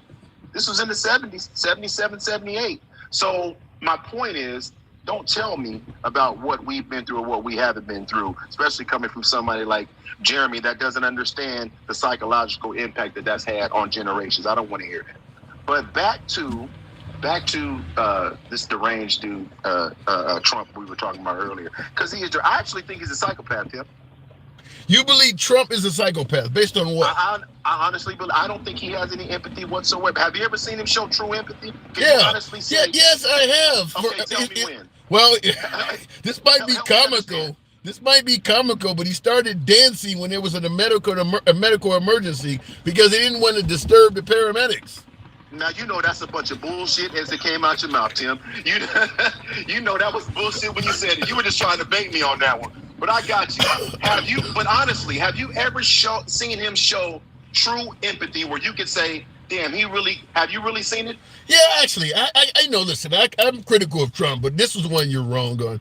Yeah. I've seen him at a town hall or at a rally call up an African-American woman that was asking a question. She was unemployed. He called her up and actually promised to give her a job. Like, what do you do? And things like that. He interviewed her right on stage and said, I'm going to give you a job. And I don't know if he did or not, but that was a measure of empathy. I've seen him do things. I mean, I don't see him buy people stuff. I mean, obviously, he bought a bunch of people hoagie sandwiches at one of his rallies. I've seen stuff out of Trump. Tim, is that empathy? Is that true empathy, Tim? Or let me ask you this. Let me ask you this way. Is that true empathy, or would you bet that was for the purpose he was there for? Meaning, was it a photo op? Was it a campaign stop? Did he really give that woman a job, right?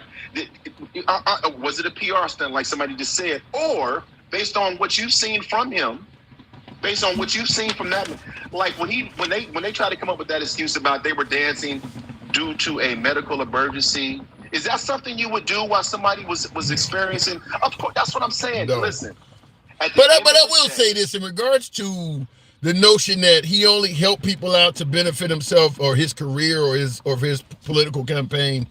At the end of the day, if I'm hurting and you come and help me, you pay a gas bill or whatever you do for me, even if you're doing it for a photo, at the end of the day, you help me out. I don't care why you did it. You showed me empathy. You helped me out in my time of need, and he's done that for people. Again, send me. Listen, send me some evidence, Tim. I'm open. I want to see it. Just send it to me, because throwing paper towels in Puerto Rico or not sending aid to California because he didn't think California supported him during the election, that's not being empathetic, Tim. What is your definition of empathy? Well, say again? What is your definition of empathy? Well, caring about people in their time of need and truly being there for them instead of selling them bullshit. I'm saying this. Okay, let me give you an example. Let me hear your opinion on this. What about him going to Western North Carolina after Hurricane Helene, setting up a GoFundMe account for those folks? Is that empathy? Like I just said, Tim, you gotta. I would say it was empathetic if you can show me that money went to them. But he went there. But you and I both know he went there for it was a PR stunt because they told him not to come. You sure you ain't holding Trump to a higher standard? You're not on the man. Listen. Why is that a higher standard when he was told not to come? You know what you should have done? Because he knows what resources it takes to get him there. That's why they didn't want him there. True or not true? Here's the point I'm making. He could have went there and just talked a bunch of shit about the Democrats. He didn't have to have a GoFundMe account. That's going above and beyond. Do we know if the money got to the people? And that's why I'm asking you, are you holding the man to a higher account? Not only did he set up a GoFundMe account for these struggling hurricane victims, but now you want to trace the money, and you sound like you holding them. I don't know. You sound like you really hammering them. Tim, what's the point of setting up a GoFundMe if the money doesn't go to the people, Tim?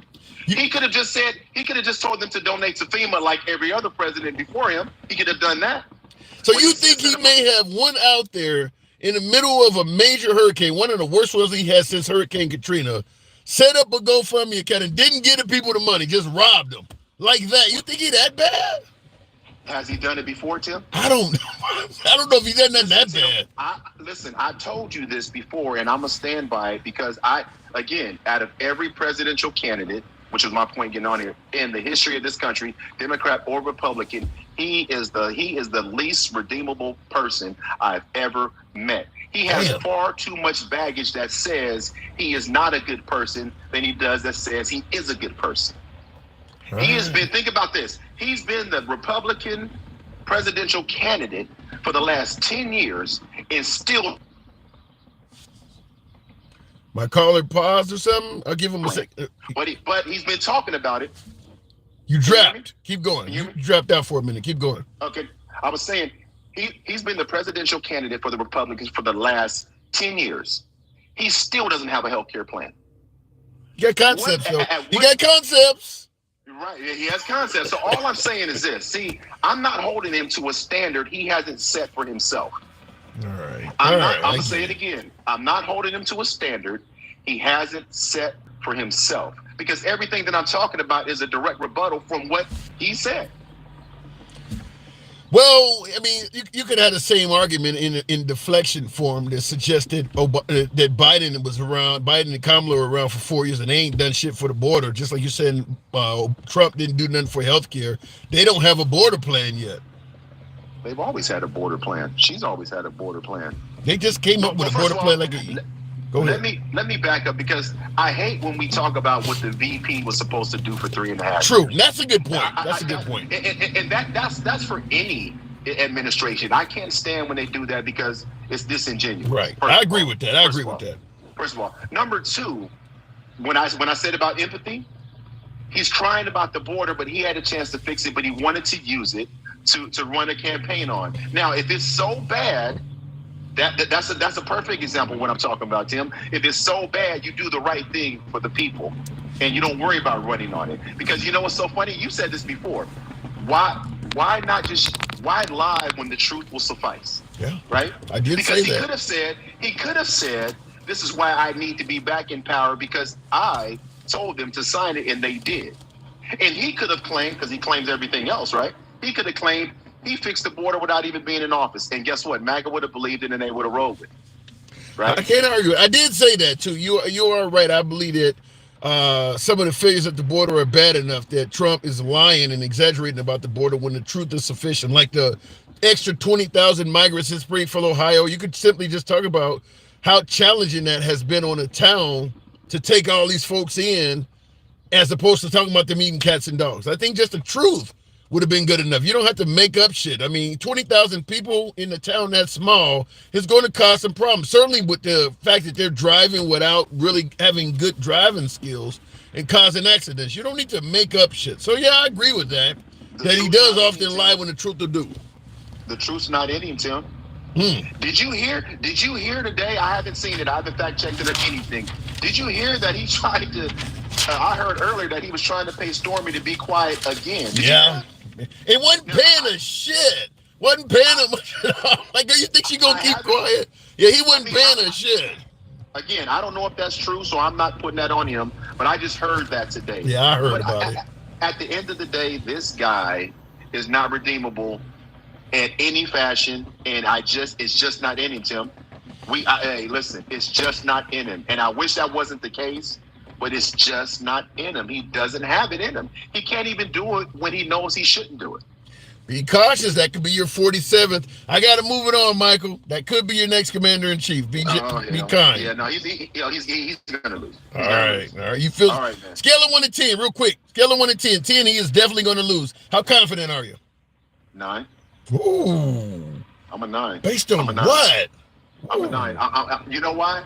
Because I truly believe there's a lot of people that supported him in the past that are not going to vote for him. They just don't want to say it. A lot of this is prideful. And just understand, there's a lot of people that jump on these.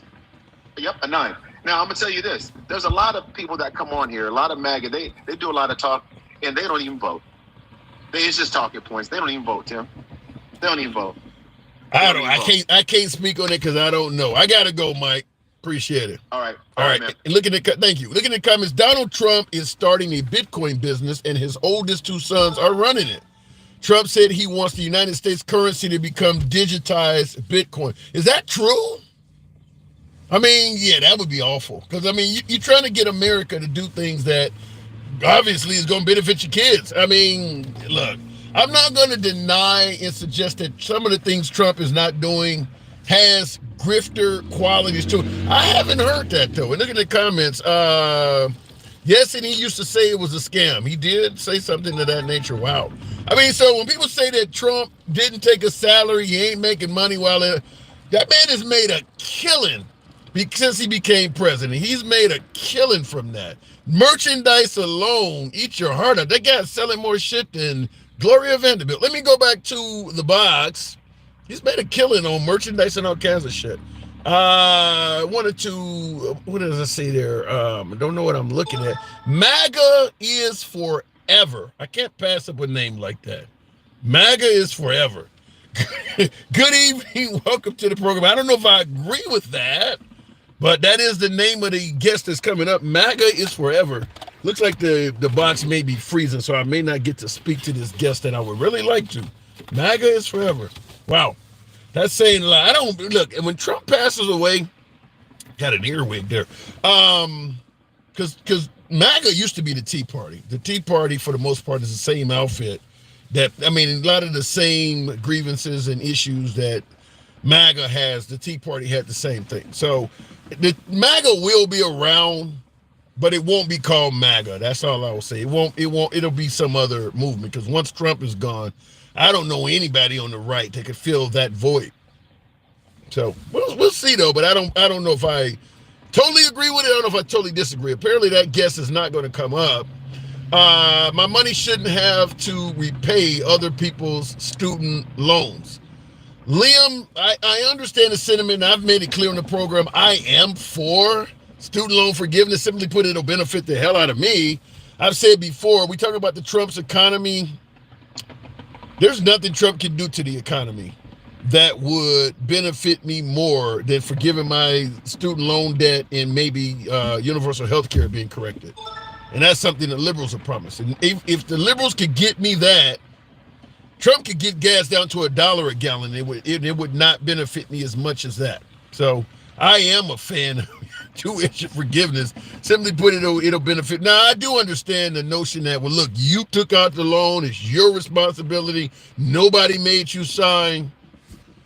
The example I often give, and I'll go back to the box after this. The example I often give is this. Let's say I don't know how to swim. Now, in reality, I do know how to swim, but let's say I don't know how to swim a lick. And I decide to jump off the pier into the deep end of the river, knowing I don't know how to swim. Nobody made me do it. I did it on my own. Nobody pushed me up for any damn thing. I was the one that jumped in the deep end. And now my ass is drowning. I can see 2 people standing on the pier. One person is looking at me and making it clear. Nobody made your ass get in there. Nobody forced you to do that. You knew you couldn't swim. You need to figure out how to get out. The other guy that kind of looks like Joe Biden is bending over trying to offer me a life preserver. Now, nobody made me jump in there. I did that on my own. But I'm drowning. What am I supposed to do? It is my responsibility for jumping in there. Nobody made me do it. But one person is offering me a life preserver. The other person is telling me you need to figure it out or you're going to drown. What do I do? That's the way I view it. Yes, my responsibility. People who signed and took out students, it's their responsibility. But if they are financially drowning and one person is offering them a life preserver, and another person is saying, nobody made you jump in, those are the choices they have. Looking in the comments, handouts feel wrong. So does drowning, Richard. Richard says handouts feel wrong. So does fucking drowning. So does living in poverty. So does barely being able to pay rent. That feels wrong too. I live under a bridge, but I don't owe anybody anything. That doesn't feel good. That doesn't feel very good. I'm homeless. I'm sleeping in a warm sleeping bag, but at least I don't have any debt. That don't feel great. That doesn't feel good. Looking in the comments. Terrible analogy. My God, says. Who said that? Tim Griffey says, my analogy was terrible. I like it. Okay, I don't mind the criticism. Fair enough, Tim. Thanks for the input. Ed G, struggling worker tax paying engineer debt is crazy. Struggling worker tax paying engineer debt is crazy. I don't understand that. Now, we'll say this in regards to paying off somebody's student loan. Have we not heard of the term corporate welfare? If somebody can move a team into a city and say, because I'm gonna move my team there, I shouldn't have to pay property tax for the next 20 years. Why should they be able to get shit, but I can't? Maybe if you allow me not to have this student loan debt, I can invest in a small business and hire people.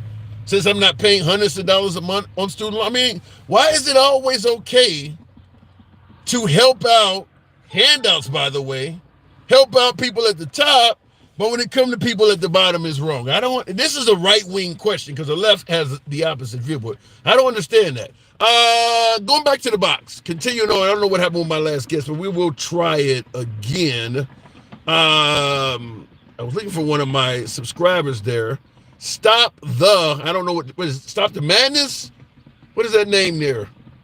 I'll agree with it when they forgive my house mortgage. Well, if everybody, and that's kind of the problem. I think what you said is actually a popular response, that you can't do for person A because person B, C, D, E, and F will always say, well, I need something free too, even if they don't need it. I mean, you got people saying, I don't want to make education free for convicts because I had to pay for it. You'll never, this is why I say America, I have an issue with America being a Christian country. We're just too damn selfish. I don't see it. I don't see any of this coinciding with Christianity or religion. We are a very selfish country. Right now, we are saying exactly that. We are the wealthiest nation on earth, but we're going to stop giving money to poorer countries overseas and only focus on America, knowing damn well the poorer Americans in this country, we're not going to help them either. That doesn't sound Christian-like to me. It's every man for himself. I don't see how we go around saying we're a Christian nation. The Last Supper would never have been filmed in this country because the guy in the middle talking about Jesus would have wanted to charge everybody for the bread. I don't give handouts. I got this bread. You need to pull yourself up by your bootstraps and get yourself some. I don't see the Christianity in my opinion. I don't want to send money to the Ukraine or Israel. I want to focus on America and do for Americans. But then when Americans start asking for help, you talk to them like they from Ukraine. I don't see it. I don't see the love. I really don't. I see every man for himself. That's the environment I see. I don't see the Christianity. I don't see the love. And I see the comments. You sound like a Christian nationalist. All right, maybe we're getting somewhere. Ed G, if you pay off some more ones, they can start a business too. Oh, you're saying you pay off some more? Look, I get your point is that why help out somebody with a student loan when the person who has a mortgage wants to get helped out, or the person who has this debt? Everybody, in other words, don't help one person out because everybody's going. Then you'll never get a damn thing done. Why help out a homeless person when somebody else is struggling with something that's going to want help? I mean, that's an excuse to not help anybody out. In my opinion, I'm not, like I said, to me, it's one of the most selfish things you can do. Check out what the VP said to some Trump hecklers at her Wisconsin rally. I'm very curious to hear that. Anyhow, I don't know what's going on with the box. Do appreciate the 139,000. You guys the participation was much better today. Much better today. Nevertheless, you know what I got to do around this time. Subscribe to the channel, YouTube, follow on TikTok. We're going to be here every day until Election Day. You know we don't block, ban, or censor. You know how the program is ran. Even the rich got free loans during COVID. Why? Great point. Because the rich are going to say, well, if you're going to do something to the poor, what about me? That's how, just like the individual just stated, if you're going to pay off student loans, what about my home, my mortgage? Might be living in a mansion saying that. Selfish. People are selfish. That's how it really is. You get to the point where you can't help out the poor because the rich are saying, well, I should get something free too. That's America for you. That's capitalism. That's all I can say. God heals. You're reading the passage? Is that 2 Chronicles 7:14? President Trump promoted peace and prosperity for all of us who have been oppressed and suppressed for so long by the people who use poor to make them richer. President Trump promoted peace and prosperity. Really? All right. I mean, yikes. That's all. I got to do what I normally do around this time. Otherwise, I spend 20 minutes talking about that. President Trump promoting peace. And I guess so when he starts using the National Guard to go after the radical left, he's promoting peace and prosperity, huh? Obama was born in Kenya. Sounded very peaceful and prosperous. It is your boy Tim, the handsome liberal, as always. Follow the program. Subscribe on YouTube. I'll see you tomorrow. Have you seen him admit he's wrong? Says Alan. Very well. Even with the Haitian migrants, his claim is that's what was being reported. He hasn't came out and even said that was wrong. See you tomorrow.